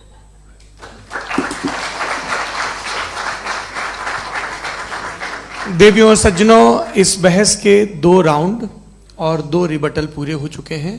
अब सबसे ज़रूरी और सबसे मुश्किल राउंड शुरू हो रहा है, क्रॉस एग्जामिनेशन का। अब इन विद्वानों की सज्जनता की एक परख भी होगी, और वक्त हमने 16 मिनट का तय किया है। पहला सवाल आप पूछना चाहेंगे? जी बिल्कुल। पहले बोले भी आपके आप माइक ले लीजिएगा हाथ में, ये नीचे से ऑन। जी मैं बोलता हूँ, ये डायस हटा सकते हैं क्या हम थोड़ा क्विकली? डायस पीछे कर दीजिए बस थोड़ा सा, है, ताकि ये जो दाएं बाएं लोग बैठे हैं, इसे हटा ही दीजिए। अब हम वहाँ तो जाने वाले नहीं। आराम से आराम से, आराम से। दोनों तरफ से हटा दीजिए।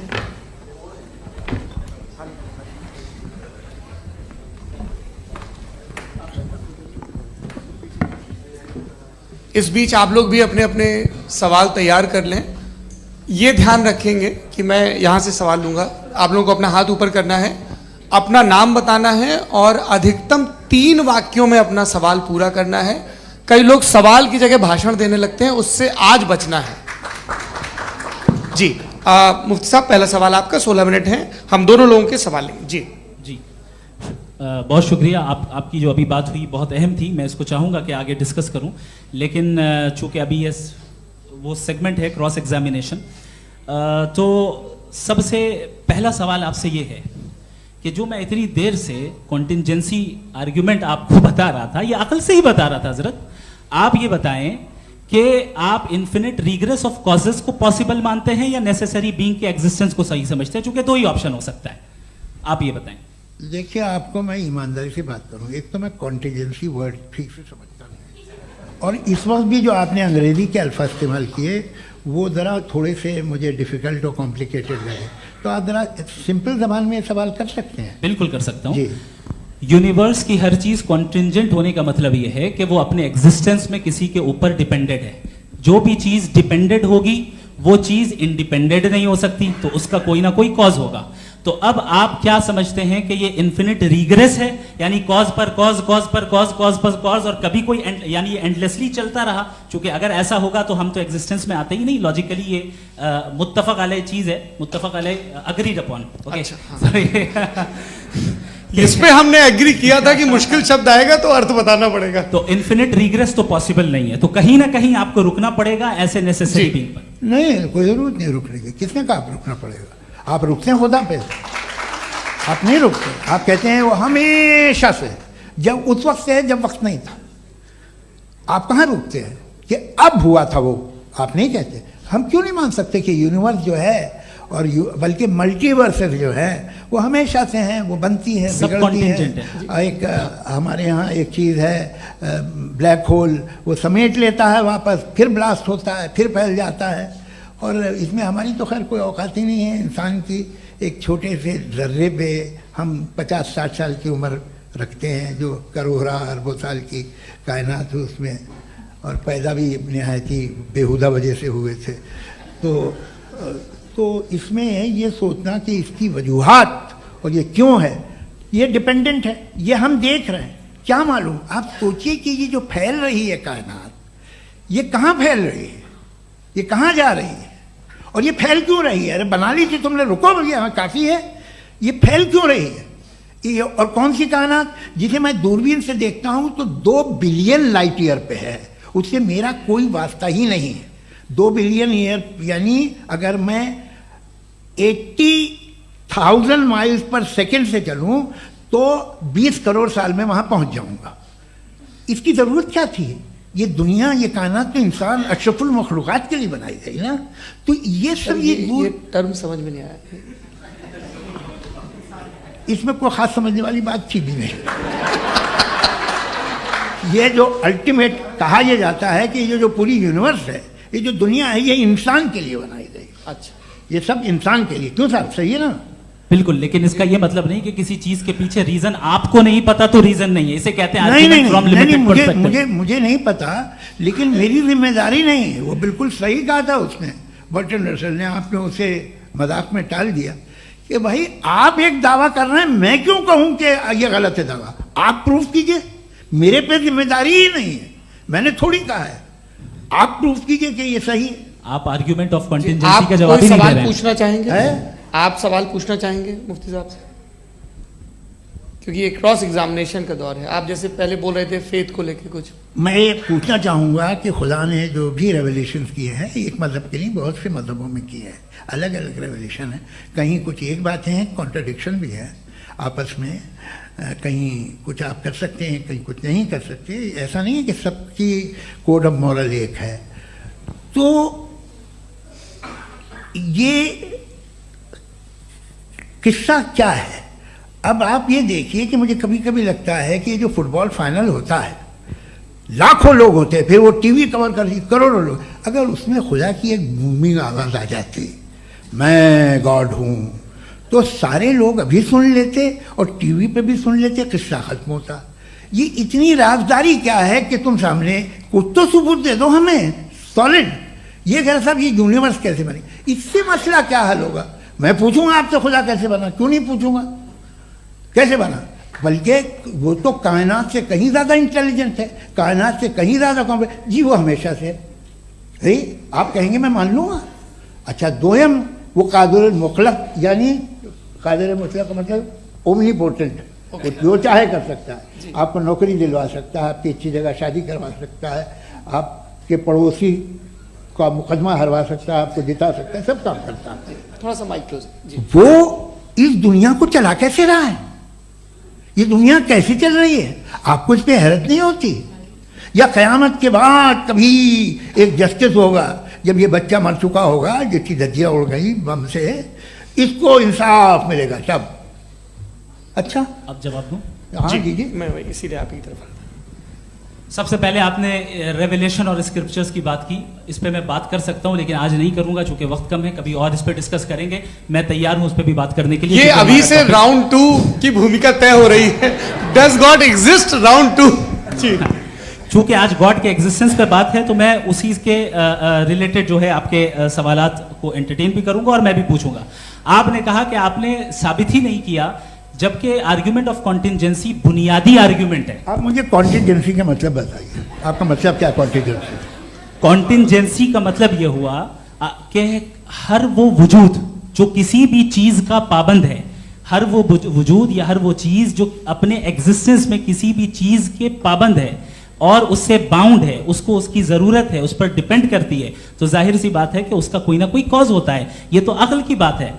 ये आप रीजनिंग की बात करते हैं, मैं वही कर रहा हूं। दूसरी चीज, आपने ये बात कही कि इतने बिलियन लाइट ईयर्स दूर है, उसका मेरा क्या लेना देना। फिर मेरे ख्याल से आपको ये नहीं कहना चाहिए I think therefore I am an atheist. आपको सोचना चाहिए, सिर्फ आप एक लिमिटेड दायरे में रहकर नहीं सोचें, बल्कि बाहर निकलकर सोचें।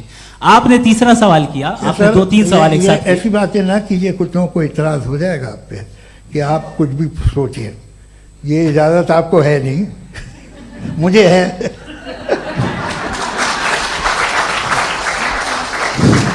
जी, आपने प्रॉब्लम ऑफ इविल के ताल्लुक से सवाल किया और बार बार आप एक लफ्ज रिपीट कर रहे हैं कि ओमनीपोटेंट गॉड है, ऑल पावरफुल गॉड है।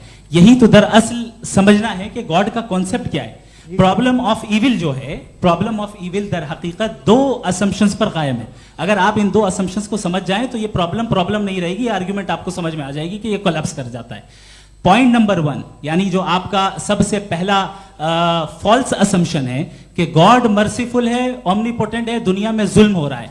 लेकिन आपको यह समझना चाहिए कि हमारे वर्ल्ड व्यू के मुताबिक गॉड सिर्फ ओमनीपोटेंट और सिर्फ मर्सीफुल नहीं है, बल्कि वो ऑल वाइज भी है और वो ऑल नोइंग भी है। उसके हर काम के पीछे हिकमत और विजडम है। ये कोई जरूरी नहीं है कि वो हिकमत और विजडम आपको समझ में आए या मुझे समझ में आए। अगर आप जो समझ रहे हैं उसके मुताबिक आप फैसला कर रहे हैं, ये लिमिटेड पर्सपेक्टिव से आर्ग्यूमेंट है। और इस चीज को हम अपनी दुनिया में, अपने लाइफ में, डेली लाइफ में इस प्रिंसिपल को एक्सेप्ट करते हैं। हम जब किसी डॉक्टर के पास जाते हैं, डॉक्टर के पास जाकर वो अगर उसने हमें कोई दवाई दी है तो हम ये तो नहीं कहते कि जब तक आपके पास जितना नॉलेज और जितना विजडम नहीं है, आपने क्यों ये दवाई दी है, तब तक हम इस चीज को एक्सेप्ट नहीं करेंगे। नहीं कहते, हम उसकी अथॉरिटी को तस्लीम करते हैं। क्यों? क्योंकि उसकी हम जानते हैं कि वो नॉलेजेबल है, वो विजडम वाला है, हमसे ज्यादा नॉलेज और हमसे ज्यादा विजडम है। बताएं सर। नहीं, डॉक्टर में और खुदा में बड़ा डिफरेंस है। डॉक्टर पढ़ा लिखा होता है एक, तो मैं उसकी बात सुनूंगा। दोयम ये नहीं, कुछ जवाब तो ये भी नहीं है सर। प्लीज, अगर सब ऑडियंस से बोलने लगेंगे तो फिर मतलब नहीं सिविलाइज्ड बहस का। मतलब आप ये कहें कि चूंकि आप डॉक्टर पे बिलीव करते हैं इसलिए खुदा पे बिलीव किए, क्या ये मिसाल आपको समझाने के लिए आर्गुमेंट है, इस पे आपको एतराज नहीं है। तो सिंपल बात ये है कि मैं अगर ये यकीन कर लूँ कि एक ओमनीपोटेंट, उसकी मसलहत है, ये जो बच्चे मर रहे हैं ये मसलहत है उसकी, मुझे नहीं चाहिए थी मसलहत। उसकी मसलहत नहीं, यही तो समझना है, मतलब एक्सपीरियंस। अच्छा, इस आपने अभी मेरी बात पूरी सुनी नहीं। मैंने कहा आपका पूरा आर्ग्यूमेंट दो फॉल्स असम्पशंस पर है। एक फॉल्स असम्पशन मैंने बता दिया, दूसरा फॉल्स असम्पशन ये है कि इस दुनिया में इविल के होने का कोई गुड रीजन नहीं है, जबकि हमारे पास बाज रीजंस मौजूद हैं, हमारे पास बाज वजूहात मौजूद हैं। अगर इस दुनिया में इविल ना हो तो आप गुड को डिफाइन कैसे करेंगे? अगर जुल्म ना हो आप इंसाफ को समझेंगे कैसे? अगर तारीकी ना हो तो आप लाइट को समझेंगे कैसे? बहुत अच्छे। अभी और सुन लें, अभी और बाकी है। ये तो बात बहुत पसंद आई साहब मुझे, कि जब तक रेप ना हो तब तक औरतों की इज्जत का ख्याल आपने मेरा जवाब पूरा सुना ही नहीं। जब तक के बच्चों का कत्ल ना किया जाए तब तक आपको बच्चों की मासूमियत की इज्जत। आपने पूरा जवाब सुना ही। क्या बात है, क्या आपने नुक्ता निकाला? आपने पूरा जवाब सुना ही नहीं। आप सुन लें, मेरी बात सुन लें। ये मैंने आपको एक चीज बताई। दूसरी चीज, इस दुनिया में हम आए हैं टेस्ट के लिए, हमारा टेस्ट हो रहा है और हर इंसान का अलग अलग अंदाज में टेस्ट होता है। और इस दुनिया में अगर इविल मौजूद है तो वो इविल जरिया है हमारे अंदर ह्यूमन नोबल क्वालिटीज को डेवलप करने का और अलग अलग फील्ड में प्रोग्रेस करने का। और अगर हमारे अंदर और इस दुनिया में इविल नहीं होता तो बताइए टेस्ट का मतलब क्या होता? अगर मैं अपने स्टूडेंट को एमसीक्यूज दूं और उसमें सिर्फ राइट आंसर लिख कर दे दूं और कहूं तुम्हारा टेस्ट हो गया, ये मीनिंगलेस है। इस दुनिया में अगर हम टेस्ट के लिए आए हैं तो जाहिर है गुड एंड इविल दोनों मौजूद है। तो अगर गुड एंड इविल दोनों मौजूद है तो ये इविल भी खुदा का बनाया हुआ है? जी हाँ, खुदा का बनाया हुआ है। लेकिन अच्छा, चलो अच्छी बात। जी बिल्कुल, तो बिल्कुल खुदा ने बनाया। अभी तो ये है कि जो मेजॉरिटी है दुनिया में वो इविल है, तो ये खुदा एक्चुअली इविल के साइड पे लग रहा है मुझे। बिल्कुल भी नहीं, मैं बताता हूं। मेजॉरिटी में तो वो है। क्या बात कर रहे हैं भाई आप? कोई भी जो मुंसिफ होगा, चाहे आपका अपना घर हो जिसके आप सबसे बड़े हैं, चाहे आपकी ऑर्गेनाइजेशन हो जो आप चलाते हैं, वहां पर आप इविल रखेंगे साबित करने को कि बाकी लोग शरीफ हैं? मेरी बात सुनिए। क्या ये आर्ग्यूमेंट ही गलत है? अगर कि जब तक के कोई इविल नहीं होगा तब तक के शरीफ आदमी शरीफ नहीं लगेगा। अगर एग्जामिनर गलत ऑप्शन दे रहा है तो एग्जामिनर इविल नहीं हो गया, जो गलत ऑप्शन को सेलेक्ट कर रहा है वो फेल होगा। क्रिएटर ने इविल को बनाया है लेकिन वो इविल नहीं है। अच्छा सुनिए मेरी बात, let me complete sir. Creator ने इविल को बनाया है टेस्ट के लिए, वो इविल नहीं है। इविल वो होगा जो उसे इख्तियार करेगा। छुरी को बनाने वाला गलत नहीं होता है, छुरी का गलत इस्तेमाल करने वाला गलत होता है। रेप को कैसे गलत इस्तेमाल करते हैं? रेप इंसान के फ्री विल का नतीजा है। ये रेप कैसे गलत इस्तेमाल होता है? ये अब सुन ले, अब सुन ले। गलत इस्तेमाल होता है। हाँ मैं बता रहा हूँ ना, कैसे गलत? मैं बता रहा हूँ कि जो इविल इस दुनिया में मौजूद है उसके कई सारे तरीके हैं। एक तरीका इंसान का अपना फ्री विल है। अब अगर कोई रेपिस्ट रेप कर रहा है तो इसका गॉड का कसूर नहीं है, वो अपने फ्री विल का गलत इस्तेमाल कर रहा है, उसको सजा मिलनी चाहिए। अच्छा, और उसी के लिए जहन्नम बनाई गई है। ये फ्री विल का भी बड़ा चक्कर। आप जब कोई बुरा काम करते हैं या कोई बुराई होती है तो ये कहा जाता है कि ये फ्री विल है। 7 billion free wills are moving on this planet. 7 billion free will. और एक आदमी अपनी फ्री विल से मुझे कत्ल कर दे तो मैं खुदा की मर्जी से मरा हूं कि इसकी फ्री विल की वजह से? मेरी मौत खुदा के हाथ है या ये फ्री विल वाले के हाथ है? खुदा ने फ्री विल का निजाम बनाया है और उस निजाम का गलत इस्तेमाल करके कोई आपको मार रहा है, इस्तेमाल करके मेरा कत्ल कर देता है। अब मेरी मौत का जिम्मेदार कौन है? वो इंसान जिम्मेदार है। वो इंसान जी। तो ये कहना कि और उसको सजा मिलेगी। तो अब आप आगे चलिए कि ये तय करना कि अल्लाह ही या खुदा, सॉरी अल्लाह ने, खुदा ही जिंदगी देता है, खुदा ही मौत देता है, ये गलत है। बिल्कुल गलत नहीं है। हाँ, नहीं, निजाम उसी ने बनाया फ्री विल का, निजाम मौत और हयात को उसी ने बनाया। You are contradicting yourself. अभी आपने कहा कि एक आदमी ने फ्री विल से आपको मार दिया, इसमें उसे फ्री विल दी गई थी, उसने गलत इस्तेमाल किया। 7 billion free wills are moving on this planet, और आप चाह रहे हैं कि मैं सिर्फ खुदा का ध्यान करूं। ये 7 बिलियन फ्री विल्स को मुझे लुक आफ्टर करना पड़ेगा कि नहीं? ये तो तबाहियां कर रही हैं और तबाहियां ज्यादा हो रही हैं। बिल्कुल। तो अगर आप बताएं अगर खुदा नहीं है फॉर एग्जाम्पल, तो आप इविल को कैसे डिसाइड करेंगे? यानी how can you define evil objectively without God? देखिए, दुनिया में 2 तरह के जानवर हैं, एक जो अकेले रहते हैं जंगल में और एक जो ग्रुप्स में रहते हैं। ग्रुप में जो भी रहेगा, चाहे वो आपका फाउंडेशन हो, चाहे कोई क्लब हो, चाहे कोई पॉलिटिकल पार्टी हो, चाहे कोई यूनिट हो, उसमें आपको इंटरैक्ट करने के रूल बनाने पड़ेंगे। यानी लोग तय करेंगे। लोग तय करेंगे। अगर लोगों ने ये तय किया कि किसी का रेप करना सही है, आप जस्टिफाई करेंगे? नहीं, आपका फाउंडेशन तो ये हो गया ना कि लोग ही विल डिसाइड करेंगे। नहीं, अरे दुनिया में ऐसे ग्रुप्स हैं जो रेप को जायज मानते हैं सर्टेन हालात में। मैं डिटेल में नहीं जानूंगा, आप भी जानते हैं। ये जो आईसिस वाले थे, इन्होंने क्या किया था, तो उन्होंने क्या किया उसका खुदा से कोई ताल्लुक नहीं है सर। मैंने सिंपल सवाल किया कि इविल को आप डिफाइन करते कैसे हैं? आइए वापस आइए जी। आप साथ में तभी रह सकते हैं जब कुछ आप ऐसे उसूल डेवलप करें जिसमें हर एक का बेसिक तहफ़्फ़ुज़, हर एक का बेसिक राइट हो और हर एक को कोई आराम मिले। यही तरीका है किसी भी ऑर्गेनाइजेशन जिसमें एक से ज़्यादा लोग हैं और वो ऐसे चलती है ज़िंदगी। उसमें अगर आप गड़बड़ करेंगे तो तबाही होगी, नुकसान होगा, बर्बादियाँ आएंगी। और अगर उसमें आप घर ले लीजिए ना, एक हस्बैंड है, एक वाइफ है, बच्चे हैं, वालदा भी हैं, 2 बहनें भी हैं, एक भाई भी है। अब इसमें कोई निज़ाम आपको चाहिए साथ में रहने का, और एक दूसरे पे भरोसा रहे, एक दूसरे के बहीख्वाह हों, एक दूसरे की मदद करें, ऐसी जिंदगी। सर आपकी बात आ गई। आप ये कह रहे हैं कि लोग डिसाइड करेंगे क्या सही है क्या गलत है, यही है? मेजॉरिटी डिसाइड करेगी क्या सही है क्या गलत है? अरे भाई बिल्कुल। मेजॉरिटी अगर ये कहे कि नाजी जर्मनी के साथ जिस तरह मेजॉरिटी थी कि जेनोसाइड करना सही, आप जस्टिफाई करेंगे? उस वक्त आपका ये सवाल सिर्फ उसके बाद क्लोजिंग। हाँ, उस वक्त प्लेनेट पे जो लोग थे, उनमें कितने लोग हिटलर को सही समझते? अच्छा, प्लेनेट की मेजॉरिटी तय करेगी, सोसाइटी की नहीं। प्लेनेट की मेजॉरिटी गॉड के एग्जिस्टेंस को सही मानती है, आप क्यों नहीं मानते?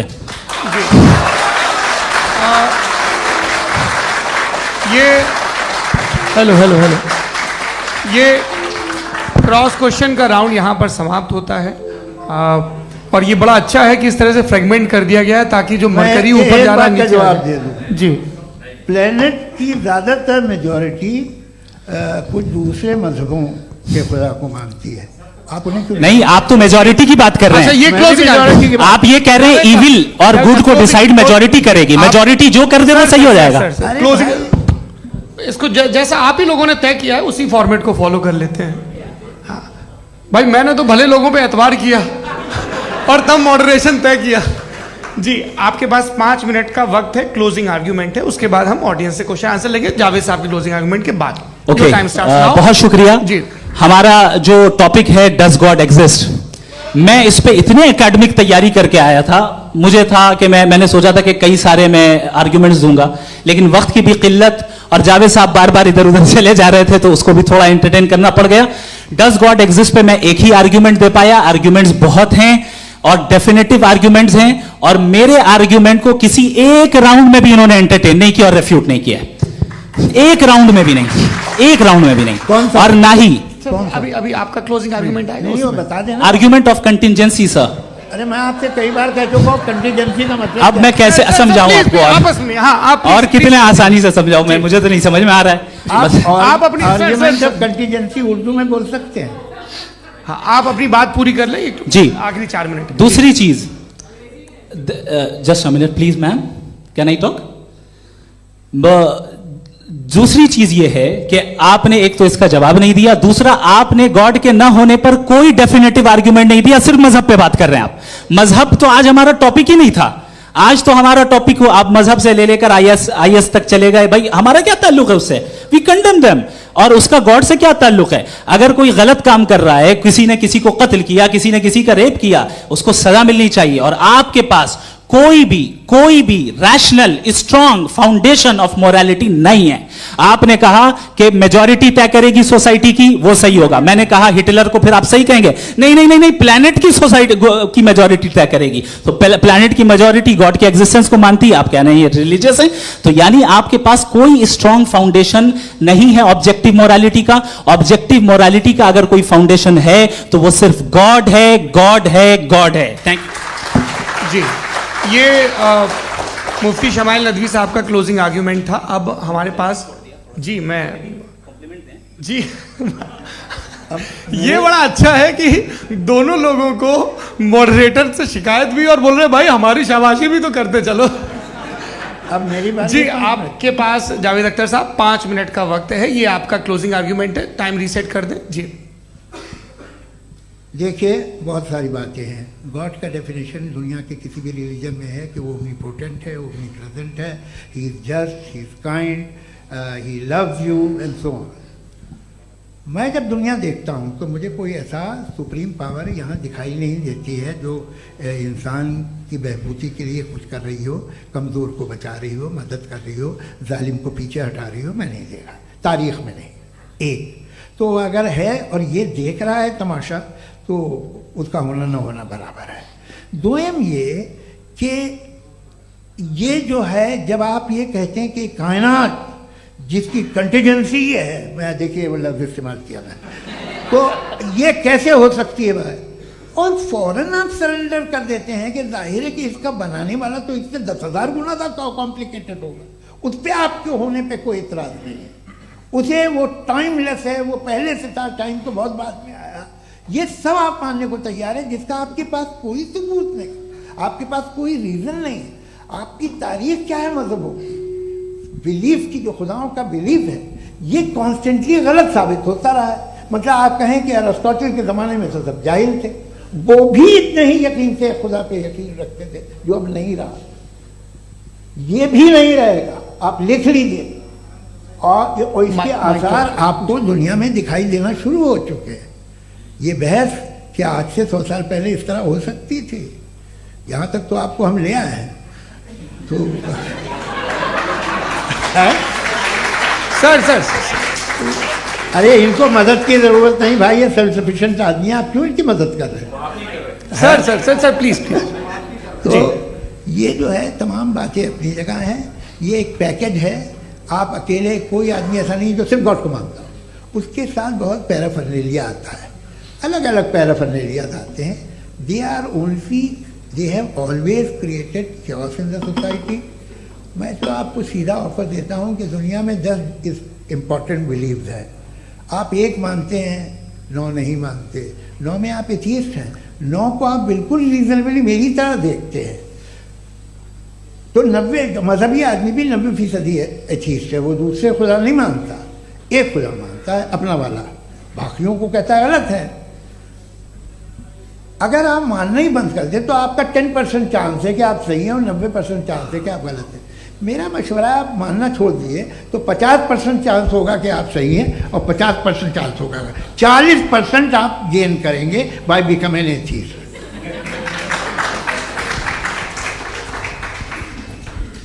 ये एक फरसूदा ख्याल है, ये ख़त्म हो रहा है।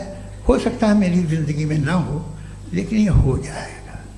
जो बातें ये इनको आप मेटाफिजिकल, ये वो ऐसे रिस्पेक्टेबल टर्म दे दिए, ये तो उन लोग के हैं जिन्हें ना फिजिक्स मालूम थी ना मेटा मालूम था, ये उन्होंने आपको दिए हैं। जी बहुत शुक्रिया आप दोनों लोगों का। और अब इस बातचीत का आखिरी राउंड शुरू होगा, डज गॉड एग्जिस्ट की ये बहस मुफ्ती शमाइल नदवी और जावेद अख्तर साहब के बीच। आप लोग अपने अपने हाथ ऊपर करेंगे, मैं यहाँ से तय करूँगा। और माइक हमारे पास है क्या? एक ही माइक है ऑडियंस के लिए? 2 माइक है, एक इस तरफ एक इस तरफ, ठीक है। तो जी सबसे पहले हमारी सहयोगी है मारिया शकील जी, पूछिए सवाल। थोड़ा सा रुकेंगे ताकि कैमरे का फ्रेम आप पर आ जाए, आपकी तो प्रैक्टिस है टीवी की। जी नदवी साहब, मैं खुदा को मानती हूँ, पहले मैं इसी प्रमाइस से शुरू कर रही हूँ और ये बता रही हूँ आपको, मैं मानती हूँ, लेकिन कुछ सवाल हैं जो जावेद साहब ने उठाया, उसका जवाब आपको देना चाहिए।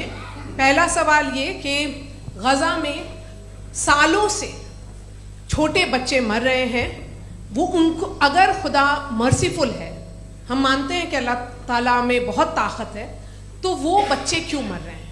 दूसरी बात ये कि अगर कंटिजेंसी की जो आप बात करते हैं, पूरे मुस्लिम ममालिक मिल करके भी उन गज़ा के बच्चों को क्यों नहीं बचा पा रहे हैं? क्योंकि अगर वो चाहते, क्योंकि अल्लाह ताला उन पर हुकूमत करते हैं, सब पर हुकूमत करते हैं, तो वो उनको क्यों नहीं बचा? जी थैंक यू वेरी मच। बहुत अच्छा किया आपने इस चीज को जिक्र कर दिया, मैं इसको और अच्छे से एक्सप्लेन करने की कोशिश करता हूं। देखें, जहां तक आपने कहा कि गजा के बच्चों को मारा जा रहा है, देखें 2 वर्ल्ड व्यू है, एक एथीस्टिक वर्ल्ड व्यू, एक थीस्टिक वर्ल्ड व्यू है। बच्चे मर रहे हैं दोनों वर्ल्ड व्यू में, लेकिन हमारा वर्ल्ड व्यू कह रहा है कि रिकॉम्पेंस है, ये कह रहे हैं कि उनका मरना बेकार जाने वाला है, कोई उसका रिकॉम्पेंस नहीं है, चूंकि इनके यहां आखिरत और अल्लाह का कोई तसव्वुर या गॉड का कोई तसव्वुर नहीं है।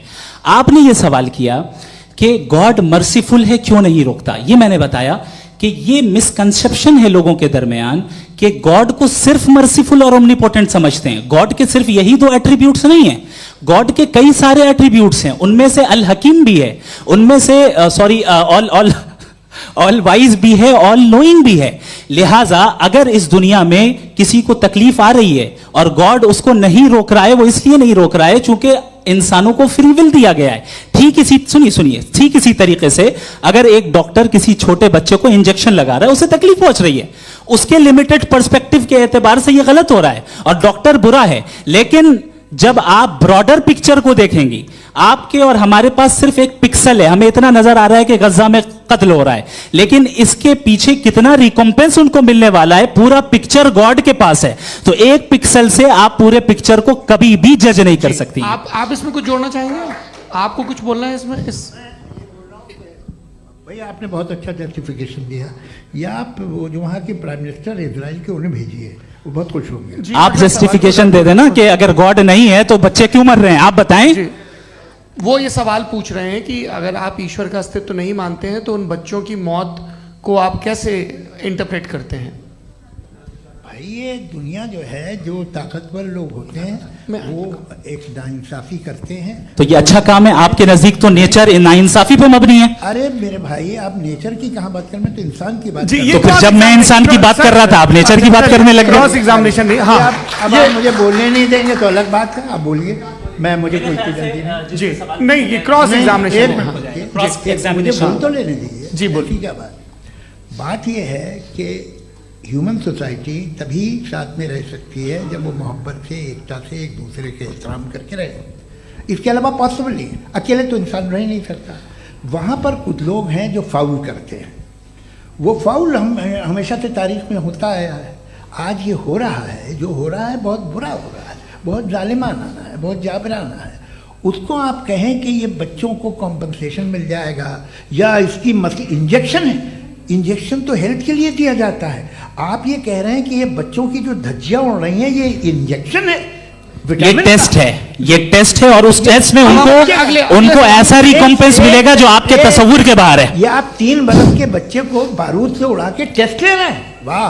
वो नहीं ले रहा है, खुदा नहीं उड़ा रहा है, इजराइल उड़ा रहा है। जी, ये तो उसको अगला सवाल लेते हैं प्रोफेसर पुरुषोत्तम अग्रवाल। मुफ्ती साहब, एक निवेदन आपसे है कि कम से कम थोड़ा सा माइक क्लोज, एक रिलीजियस और फिलोसफिकल कर मैं प्लीज, एक रिलीजियस और फिलोसफिकल ट्रेडिशन है जो ब्रह्मांड को यानी यूनिवर्स को ही अंतिम मानती है। सर्वम खलु इदम ब्रह्मम, this is Chandogya Upanishad, and it completely rules out the existence और नेसेसिटी, आपके शब्दों में necessity of a creator. The creation itself is the creator. तो एक मिनट प्लीज, दूसरा जो सवाल आपने अभी जो आप बार बार कह रहे हैं कि भगवान विद्वान भी है, वाइज, सब जानने वाला, तो अगर विजडम में दुनिया भर के पापों और अत्याचारों को बर्दाश्त करना शामिल है, तो फिर इसका मतलब ये हुआ कि अगर मैं फ्री विल से उसको अपोज करता हूं तो ईश्वर की विजडम और मेरी फ्री विल में कॉन्ट्राडिक्शन है। Because when I am opposing whatever is happening in Gaza, then I am opposing the God's will और गॉड्स विजडम। जवाब लेते हैं क्योंकि तो गॉड की विजडम में, एक मिनट सर प्लीज सर, ये एक जुमला, गॉड की विजडम है कि गाजा में जो कुछ हो रहा है वो हो रहा है, मैं उसका अपोज कर रहा हूं, तो मैं गॉड की विजडम के खिलाफ जा रहा हूं। एक सवाल। दूसरा ये नहीं, आपने दो ऑलरेडी। सर आप और सवाल कर लें, लेकिन मुझे दो जवाब दे। पहले आपने ये कहा, सुनिए मेरी बात सुनिए। इजराइल के गॉड के मुताबिक तुम्हारा ठीक हो रहा है ना? नहीं हो रहा है, ठीक नहीं हो रहा है, मैं बता रहा हूँ क्या हो रहा है। आप तशरीफ रखिए, मैं बता रहा हूँ क्या हो रहा है। Let me complete please. एक सेकंड गाइस, एक सेकंड। ये देखिए, ऐसा है कि ये सब बड़ा आपस में विचार विमर्श के बाद ये तय हुआ था कि कुछ नियम बना लिए जाएं ताकि एक टाइम बाउंड बातचीत चले।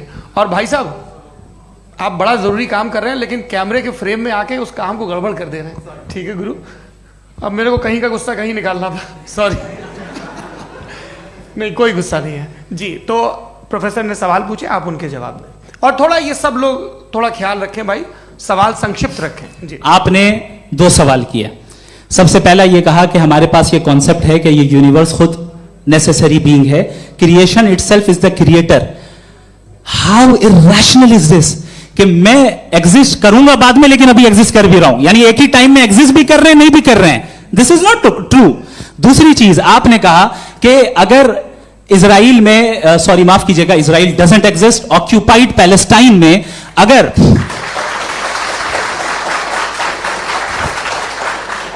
ऑक्यूपाइड पैलेस्टाइन में बच्चों को मारा जा रहा है फ्री विल की वजह से और गॉड नहीं रोक रहा, ये कॉन्ट्रडिक्शन है। ये बताइए कि एक एग्जाम में एक बच्चा गलत आंसर लिख रहा है, सुनिए, एग्जामिनर चाहे तो रोक सकता है, क्यों नहीं रोक रहा है?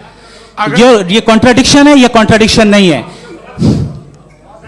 माइक नहीं सर, ये आपस में जी, ये क्या आपका सवाल?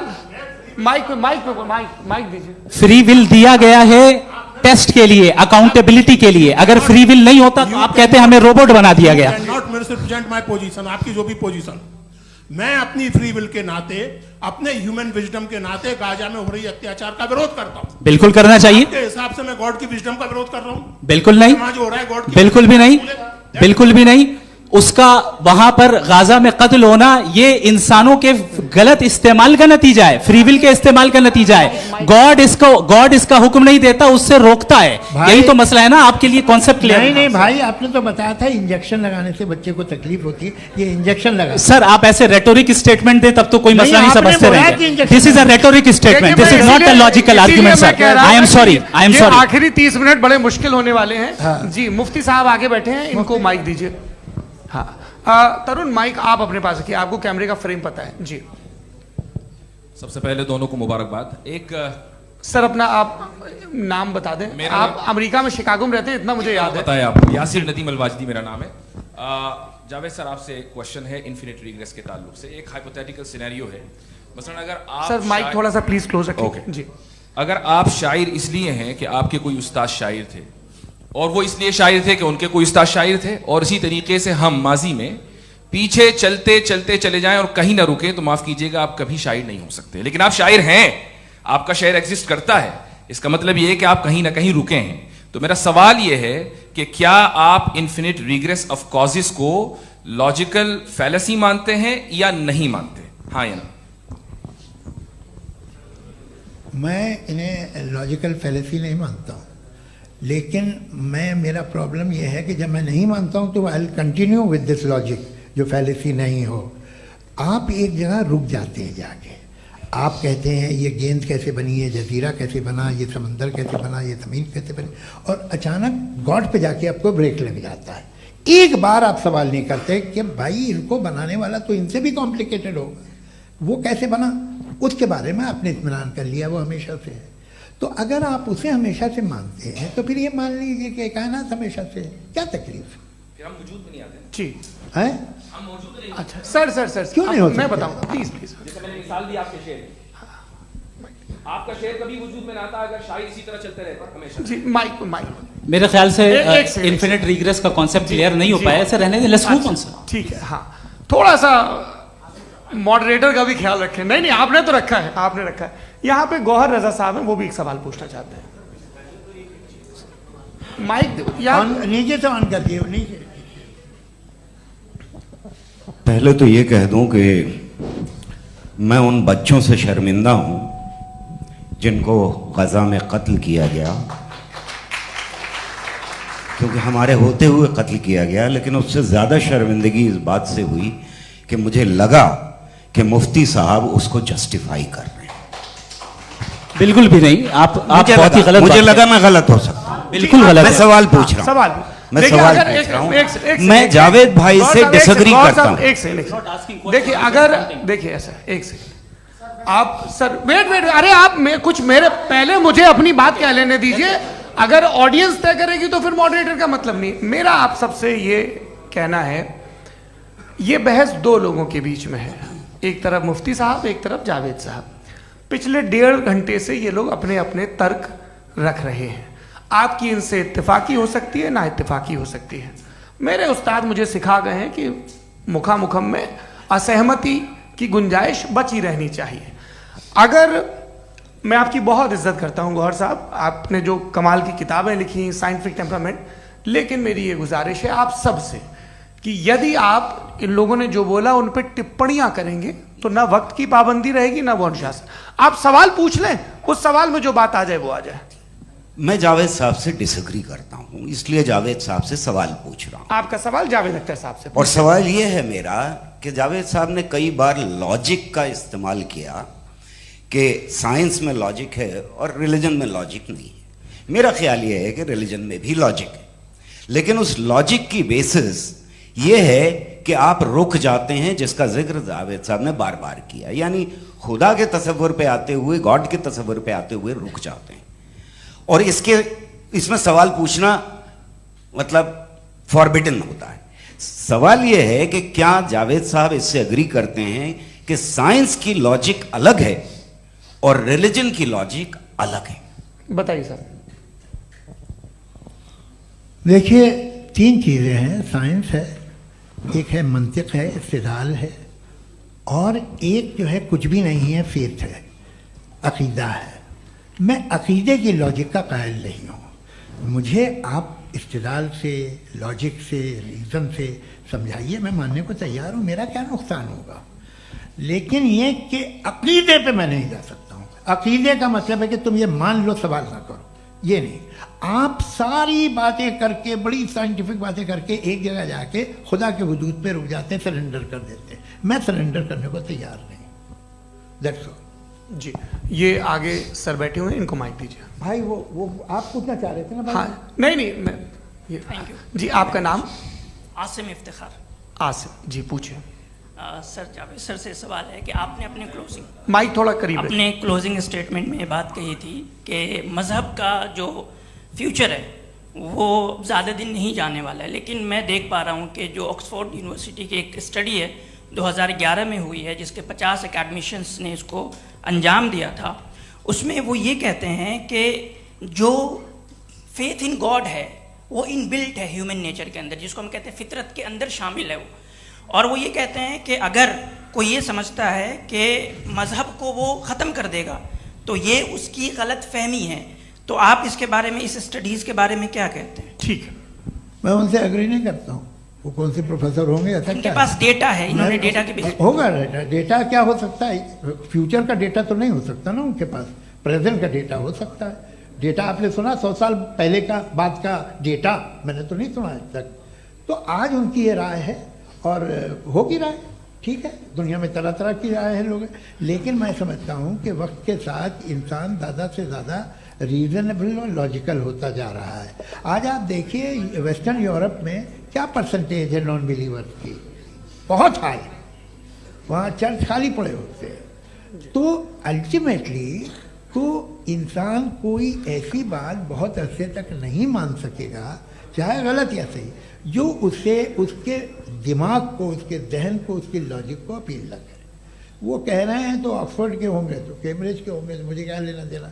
उनका डेटा मुस्तकबिल का नहीं हो सकता है। जी दीपक, हाँ पूछिए। मैं आऊँगा, अभी पीछे की साइड भी आऊँगा, माइक वहीं भेजूंगा 2-3 साल के लिए। जी जावेद साहब, आपसे सवाल है। नमस्ते। अरे भाई सर, अगर आप ही लोग को तय करना है तो फिर 200 लोग तय कर लें। ये एक साथ नहीं sir, please don't do this sir. Everybody has a right sir, but we can only take selected questions. No sir, ये यंग लोग भी हैं तो इनकी ये अब उतने यंग, भाई आप यंग हैं कि नहीं हैं? वो कह रहे हैं वो भी यंग हैं साहब, आप उनकी नौजवानी पर दावा उनको ही करने थे। हाँ मुफ्ती साहब आप यंग, हाँ पूछे। अरे भैया सर मेरा सवाल ये है, कुछ इनसे भी तो पूछो। जी नहीं, बस आपसे एक सवाल है। जैसे थीस्टों के पास अपने जो ईश्वर को मानते हैं उनके पास अपने सोशल गेट टुगेदर्स हैं। 5 रोज़ आज क्रिसमस आने वाला है, होली है, दिवाली है, ईद है। एथिस्ट क्या ऑफर कर रहे हैं? मतलब मैं इनकी दुकान से बोलूं मैं आना चाहता हूं उस तरफ, पर मैं अट्रैक्ट नहीं हो पा रहा हूं। मैं सोशल गेट टुगेदर्स क्या है आपके पास? वो ये कह रहे हैं कि जो धार्मिक लोग हैं, अलग अलग धर्म के लोग, उनके उत्सव त्योहार कॉन्ग्रेगेशन बहुत हैं। अब आपको मैं एक सुनाता हूँ, यहाँ हिस्टोरियन भी बैठे हैं। मृदुला जी आप बताइएगा सही है क्या? ये एक कॉन्स्टेंटाइन, एक ग्रीक रोमन बादशाह था जो क्रिश्चियनिटी आने के 400 साल बाद उसने डिसाइड किया कि मैं क्रिश्चियन हो जाऊंगा, मेरी पूरी स्टेट कैंसिल हो जाएगी। उस ज़माने में ऐसे ही होता था, राजा जो धर्म इख्तियार करता था वो जनता भी कर लेती थी। इसलिए कि वो हो गया था बैंकरप्ट, और उसे जो मेडिटेरियन कोस्ट के रिच क्रिश्चियन वो थे मर्चेंट, उससे पैसा चाहिए था। तो उसने कहा यार क्रिश्चियन हो जाओ। तो उसने अपने वजीर से कहा कि भाई ये हिस्ट्री है कि अब हम लोग क्रिश्चियन हो जाते हैं। पहले सर हो जाएंगे, कोई प्रॉब्लम नहीं है, लेकिन एक प्रॉब्लम ये है कि 17 दिसंबर से 25 दिसंबर तक जो पेगन फेस्टिवल होता, जो पेगन स्टेबल हो, जो फेस्टिवल होता है वो बंद हो जाएगा, इसलिए कि हम क्रिश्चियन हो गए तो होगा नहीं। तो वो बच्चों को बहुत बुरा लगेगा, पब्लिक को बहुत इंजॉय करते हैं, खासतौर से 25 को मेन डे। उसने कहा हाँ ये तो सही कह रहे हो। ये जीसस क्राइस्ट की पैदाइश कब थी? कहते साहब वो अप्रैल में थी। नहीं कट करो, वो 25 दिसंबर को है। यह हकीकत है जी। और 400 साल बाद क्रिश्चियनिटी के अप्रैल से दिसंबर ले आए, और इसलिए कि यहाँ पेगन फेस्टिवल होता था। अब मनाते हैं आप आराम से। ये जो सारे फेस्टिवल हैं ये रिलीजन से, हर एक को एक इंटरटेनमेंट डिपार्टमेंट चाहिए होता है अपनी कंपनी चलाने के लिए। तो ये रिलीजन ने, ये सेकुलर त्यौहार थे जिन्हें रिलीजन्स ने ले लिया है। ये मौसम के थे, फसलों के थे, किसानों के थे, उसको आपने लेके रिलीजियस रंग दे दिया। ये कोई रिलीजन से थोड़ी आए आप। अच्छा हमें देखिए, हम तो मुल्द हैं, हम ईद मनाते हैं, हम दिवाली मनाते हैं, हम होली मनाते हैं, हम क्रिसमस मनाते हैं। बम्बई की फिल्म इंडस्ट्री की सबसे बड़ी होली हमारे घर में, सबसे बड़ी ईद हमारे घर में। वो हमारे सोशल वो है, हमारे हेरिटेज है। ऐसा थोड़ी है कि we will throw the baby along with the water. ये तो अच्छी चीज़ है, इन्हें रखो, जो बेकार है फेंक दो। जी हाँ हेलो जी, मेरा सवाल नादवी जी से है। जैसा कि आपने बोला कि गॉड टाइम के भी परे हैं, और गॉड इतनी कॉम्प्लेक्स चीज़ है कि उसे ह्यूमन माइंड समझ नहीं सकता, और गॉड ने अर्थ पे फ्री विल भी दे दी है। तो आप अपना वक्त ज़ाया क्यों कर रहे हैं गॉड के बारे में बात करके? अपन को तो बात करनी चाहिए कि सोसाइटी को बेहतर कैसे करें। जी, मैं गॉड वही बताता है सोसाइटी को कैसे बेहतर करें। अभी मैं आपका जवाब देता हूँ। आपने कहा कि टाइम पे वो एग्जिस्ट नहीं करता, मेरा सवाल ये है कि जैसा आपने बोला कि गॉड बहुत ही कॉम्प्लेक्स चीज है। मैंने कहा ही नहीं कि कॉम्प्लेक्स है, तो आपके अल्फाज हैं। कॉम्प्लेक्स का लफ्ज गॉड के लिए सुइटेबल नहीं है। क्यों? क्योंकि कॉम्प्लेक्स वो चीजें होती हैं जो ऑब्जेक्ट हो। God is not an object जिसको आप इंस्ट्रूमेंट के जरिए लेबोरेटरी में जाके टेस्ट करें, oh it's very complex. No, वो कोई कार का इंजन नहीं है। वो फिलोसॉफिकली नेसेसरी बीइंग ऐसी बीइंग है जो सिंपल बीइंग है। हाँ, आप उसको मुकम्मल तौर पे उसकी तमाम हिकमतों को जान ले और हर चीज को जान ले, ये पॉसिबल नहीं है, क्योंकि वो ऑल वाइज है, आप ऑल वाइज नहीं है, और वो खुदा है, वो आपको सारी चीजें बता दे, ये जरूरी नहीं। मेरा सवाल ये नहीं था। मेरा सवाल ये था कि जब गॉड इतना परे है इस दुनिया से कि उसने अर्थ पे फ्री विल भी दी है, हम सब ह्यूमंस की फ्री विल है, और जो सोसाइटी में हो रहा है वो अपन लोग डिसाइड करेंगे, तो अपन लोग डिसाइड नहीं करेंगे ना, अपन लोग डिसाइड नहीं करेंगे। गॉड जो है, गॉड ने वो उसकी जात, उसकी एग्जिस्टेंस टाइम एंड स्पेस से परे है। लेकिन वो हमारा टेस्ट ले रहा है और उसी गॉड ने हमें बताया कि तुम्हें क्या करना है क्या नहीं करना है, तो जाहिर उस गॉड की बात सुनेंगे ना हम। जी, वो पीछे एक चश्मा लगाए जो मैम खड़ी हैं उनको दीजिए। हाँ आप जी जी बिल्कुल आएंगे। देखिए मैं कोशिश कर रहा हूँ सब तरफ जाने की। हाँ उनको दीजिए माइक जी। हेलो सर, मैं ओमनी प्रेजेंट नहीं हूँ, टाइम पाबंद हूँ और जहां तक कोशिश कर सकता हूँ करूंगा। जी अपना नाम बताइए। मेरा नाम उर्सुला है, मैं दिल्ली यूनिवर्सिटी की एक स्टूडेंट हूँ और मैं स्टूडेंट फेडरेशन ऑफ इंडिया से हूँ। मेरा सवाल मुफ्ती जी से है कि इस हॉल के इस कमरे में बैठ के हम लोग रेप की मोरालिटी के बारे में फिलोसफिकली बात तो कर सकते हैं, बट असलियत ये है कि रोजमर्रा की जिंदगी में औरतें रेप के थ्रू गुजरती हैं और हम लोग सिर्फ नंबर्स पे इस तरह नहीं देख सकते, क्योंकि कितनी औरतें हैं इन कंट्रीज में जहां पे आप बता रहे हैं कि केसेस कम हैं जिनका एक्सेस है कि वो जाके केस फाइल कर सकें। कितनी औरतें हैं जो जिनको काम करने की आज़ादी है उन कंट्रीज में। यूरोप में ये आज़ादी आ गई, यूरोप में ये रूल्स आ गए, तो हम आज उसके बारे में बात कर पा रहे हैं। जी जवाब। आपने ये कहा कि कमरे में बंद होकर हम लोग इस पर फिलोसफिकली बात कर सकते हैं, लेकिन हकीकत में क्या हो रहा है, वो ग्राउंड लेवल पे क्या हो रहा है जो बहुत गलत हो रहा है और वो सफर कर रही हैं। आई अग्री, बहुत गलत हो रहा है और जो गलत हो रहा है उसको हमें रोकना है। और क्यों रोकना है, वो गलत क्यों है, हमारे पास इसका ऑब्जेक्टिव फाउंडेशन है, इनके पास उसका ऑब्जेक्टिव फाउंडेशन नहीं है। मैं ये कहना चाह रहा हूं कि जहां पे भी जुल्म हो रहा है, जहां पे भी औरत पे जुल्म हो रहा है या उसकी इज्जत लूटी जा रही है या उसे तकलीफ पहुंचाई जा रही है, और सिर्फ औरत नहीं किसी इंसान के ऊपर भी जुल्म हो रहा है, तो उसके खिलाफ खड़ा होना, ये मोरालिटी हमारे पास गॉड के पास से आई है। वरना जावेद साहब तो कह रहे हैं कि जो है मेजॉरिटी डिसाइड करेगी, तो मेजॉरिटी तो कभी भी बदल सकती है। क्या आप हाँ। ये थोड़ी सी आपको गलतफहमी है। मैं अगर मेरे जुमले से ये मदना निकला या मैंने कहा तो ये जुमला मैं वापस लेता हूँ। ये मेरा मतलब ही नहीं था कि मेजॉरिटी डिसाइड करेगी। मेजॉरिटी डिसाइड करे तो दुनिया में बड़ी, वैसे आपने कहा था ये जुमला, अच्छा हो सकता है, मैं मान रहा हूँ, बाद में रिकैप कर लेंगे। अरे एक सेकंड मैं अपनी एक्सप्लेनेशन देता हूँ। मुनासिब बात यह है कि हम सब के सब दिल में जानते हैं कि क्या अच्छा है क्या बुरा है, हमें पता है अच्छी तरह से। जो लोग बुरे काम करते हैं उन्हें भी मालूम अच्छा क्या है। यही तो सवाल था हजरत कि फिर ये मोरालिटी आई कहां से? Cross examination. हाँ जी हाँ। मोरालिटी साथ रहने की डिजायर से आई है, यानी साथ रहकर जो कुछ कह दे जो कुछ कर दे वो हो जाएगा? नहीं नहीं, तो आप कायदे से रह ही कर सकते हैं जब तक लोगों में मोरालिटी हो, वरना क्यास हो जाएगा। ये आपको कैसे पता?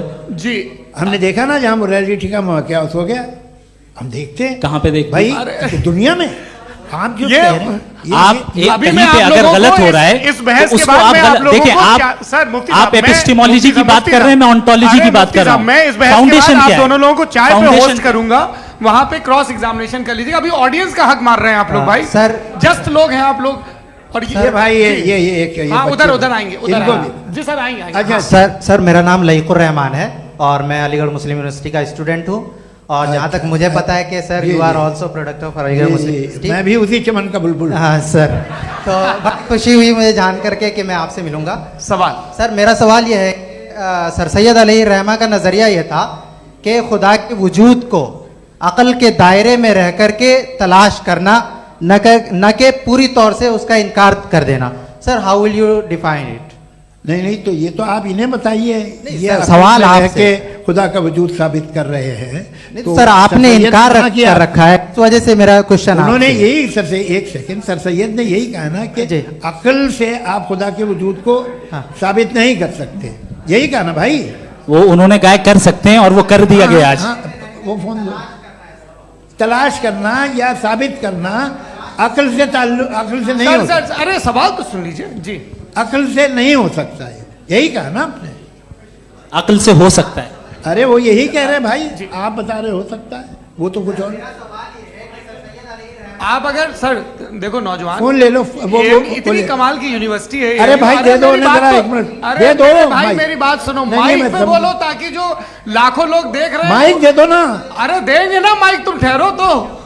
हाँ सर, मेरा सवाल ये था कि सर सैयद अलैहिर्रहमा का एक नजरिया था अपना कि खुदा का जो वजूद है उसको अकल के दायरे में रह करके तलाश करना है, न कि पूरे तौर से इनकार कर देना है। ये उनका कॉन्सेप्ट था। लेकिन मेरा सवाल यह है कि आप इसको कैसे डिफाइन करते हैं, एक्सप्लेन कैसे करेंगे, मैं आपसे जानना चाहता हूँ, क्योंकि you are the product of Aligarh Muslim University. मुझे अकल के दायरे में रख के मैंने बहुत तलाश की, मुझे मिला नहीं। हाँ, ये इधर वो चश्मा लगाए जो, हाँ उनको दे दीजिए। जी जी फटाफट पूछिए, बस 5 मिनट है, 5 मिनट में खत्म हो रहा है। हाँ अस्सलाम वालेकुम मुफ्ती साहब, एंड मेरा सवाल जावेद अख्तर साहब से। क्या नाम है आपका? अरे भैया सब मुझे तो पूछ रहे हो। फैज पूछिए फैज साहब। तो मेरा सवाल ये है कि अभी जो एथियस्ट है वो problem of evil argument use कर रहे हैं अगेंस्ट मुस्लिम्स, राइट? कि इस दुनिया में इतना सारा इविल है और अगेंस्ट मुस्लिम तो यहाँ अगेंस्ट थियस्ट। हाँ थोड़ा सा करेक्ट कर लीजिए भाई, पूरी मशक्कत ही इसी बात की थी कि किसी एक मजहब पे बात न टिके। जी, तो बेसिकली ये आर्गुमेंट ऐसा है कि इस दुनिया में इतना ज्यादा इविल एग्जिस्ट करता है और अगर एक ऑल गुड गॉड है तो वो रोकता क्यों नहीं है? लेकिन इस सवाल में एक हिडन अजम्पशन ये है कि इस दुनिया में इविल एग्जिस्ट करता है। अब एथियस्ट ये कैसे ऑन्टोलॉजिकली प्रूव कर सकते हैं कि इस दुनिया में इविल एग्जिस्ट करता है? मैं आपको बताता हूँ, थोड़ा सा समझा। नहीं सर, हम लोग इनको सुनने आए। नहीं please don't do that. I want to explain ontologically. नहीं हम समझ गए सर, इनको अब जवाब देने दीजिए। अच्छा सवाल पूछ लो। मैं अभी तक क्या था वो मैं थोड़ा सा ऐड ऑन कर लेता हूँ। तुम गुरु, तो हम जब इसका राउंड 13 करेंगे ना तब तुमको स्टेज पे बिठाएंगे। जी तो हाँ जल्दी से।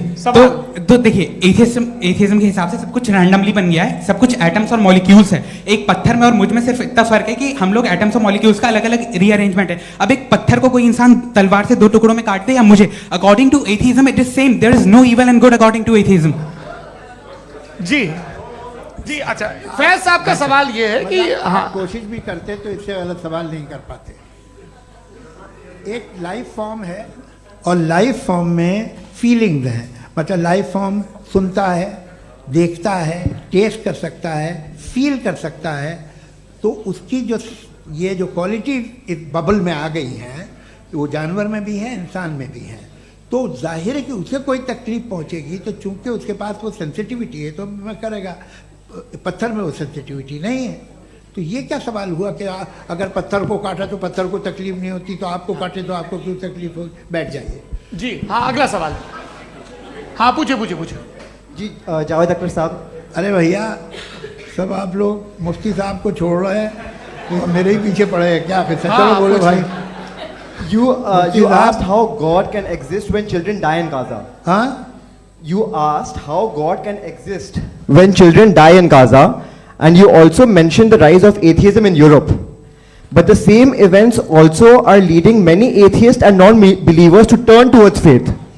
How do you interpret this contradiction, where suffering pushes some away from God, yet brings others closer to belief? आपको एक बात बताऊं, दुनिया परफेक्ट तो कहीं भी नहीं है, हर जगह कुछ खामियां हैं। बेटा एक मिनट, आप ही को कहेंगे, देखो वो तो कुछ खामियां, कमज़ोरियां, खराबियां सब जगह है। लेकिन अगर देखोगे ईमानदारी से कि दुनिया सबसे ज़्यादा महज़ब कहाँ है, एक आम शहरी को कहाँ हुकूक हासिल हैं, वो बोल सकता है, अपनी मर्ज़ी से काम कर सकता है, अपनी मर्ज़ी से राय दे सकता है, हुकूमत के ख़िलाफ़ बोल सकता है, बरसरे इक़्तिदार लोगों के बारे में बोल सकता है, सरमायादारों के ख़िलाफ़ बोल सकता है। तो आपको ये स्कैंडिनेवियन कंट्रीज़ में मिलेगा, वेस्टर्न यूरोप में मिलेगा। मैं नहीं कह रहा वो परफेक्ट है, बिल्कुल नहीं, वहाँ बहुत ख़राबियाँ भी हैं, परफेक्ट तो कोई। लेकिन जिन जिन मुल्कों में, लैटिन अमेरिका देखो, गल्फ देखो, वहाँ पर आपको ये ज़रूर है कि रेप नहीं होते होंगे। रेप की ज़रूरत क्या है भाई? उसको तो ख़रीद लो, घर में रखो, सड़क पर रेप करने की क्या ज़रूरत है? मगर सुनिए, मगर हकीकत ये है कि वहाँ शख्सी आज़ादी राय देने की, बोलने की नहीं है। जी ये एक आखिरी सवाल मुफ्ती साहब से। हाँ मैम, इनको माइक दीजिए। शुक्रिया। मेरा नाम मनीषा है, मैं हरियाणा से आई हूँ। मैं मुफ्ती साहब से एक बात पूछना चाहती हूँ। आप बार बार जावेद साहब को कॉन्ट्राडिक्ट तो कर रहे हैं कि आपने ये कहा, लेकिन आप भी अजम्पशंस के बेसिस पे बात कर रहे हैं। आपने खुदा के होने का कौन सा प्रूफ पेश किया है, खुदा की एग्जिस्टेंस का? अब इस सवाल को अलग रहने दीजिए, कौन एथीस्ट है कौन नहीं है। और दूसरी बात जो आपने एक छोटी सी कही थी कि ये फ्री विल का इस्तेमाल करता है इंसान अपनी, लेकिन इस फ्री विल का इस्तेमाल में मतलब खुदा ने ये दे दी सबको ये इजाजत कि वो कितना घिनौनापन और कितने ज्यादा खराब से खराब तरीके इस्तेमाल कर सकते हैं। जवाब सुनते जी। आप फ्री विल को मानती है ना, या अब कहती है कि फ्री विल नहीं है? है ना, मानती है ना? तो अब आपके पास इसका कोई एक्सप्लेनेशन नहीं है कि अगर एक इंसान उस फ्री विल का इस्तेमाल करके गलत काम कर रहा है और बच के अच्छी जिंदगी गुजार के निकल जा रहा है, उसका कोई रिकम्पेंस नहीं है। हमारे वर्ल्ड व्यू में जो इंसान गलत काम कर रहा है उसको भी रिकम्पेंस यानी उसका बुरा बदला मिलना है, और जो सही काम कर रहा है उसको सही बदला मिलना है। लिहाजा जो फ्री विल है वो इस तरीके से है कि एक लिमिटेड टाइम तक खुदा ने मोहलत दी है। ऐसा ही नहीं कि छूट दे दी, जो करना है करते रहो हमेशा। वक्त आएगा जब एग्जाम का टाइम खत्म होगा तब रिजल्ट आएगा, दौराने एग्जाम जबरदस्ती आपको नहीं बताया जाएगा। अरे भाई एक सेकंड, जी एक सवाल मुफ्ती साहब से मेरा, मुफ्ती साहब से एक सवाल, रुक जाइए, आपसे फोन, आप इसके बाद आपसे यही रहेंगे वो। हाँ, बोलिए। मैं मुफ्ती साहब एक ही सवाल करता हूँ कि अगर जो हो रहा है फ्री विल से हो रहा है और एक दिन बरोज़ क़यामत इंसाफ होगा मैशर में वगैरह वगैरह, तो दुआ क्यों मांगते हैं लोग? दुआ मांगते हैं इसके मतलब है अभी भी उसने ये डिपार्टमेंट रखा है कि मैं रोजमर्रा की जिंदगी में बिल्कुल बिल्कुल ही कैन। तो तुम कैन हो, तुम मुझे नौकरी दिला देते हो, मेरे बेटे को ग्रीन कार्ड दिला देते हो और 45,000 बच्चे मरते हो, उन्हें रोकते नहीं हो?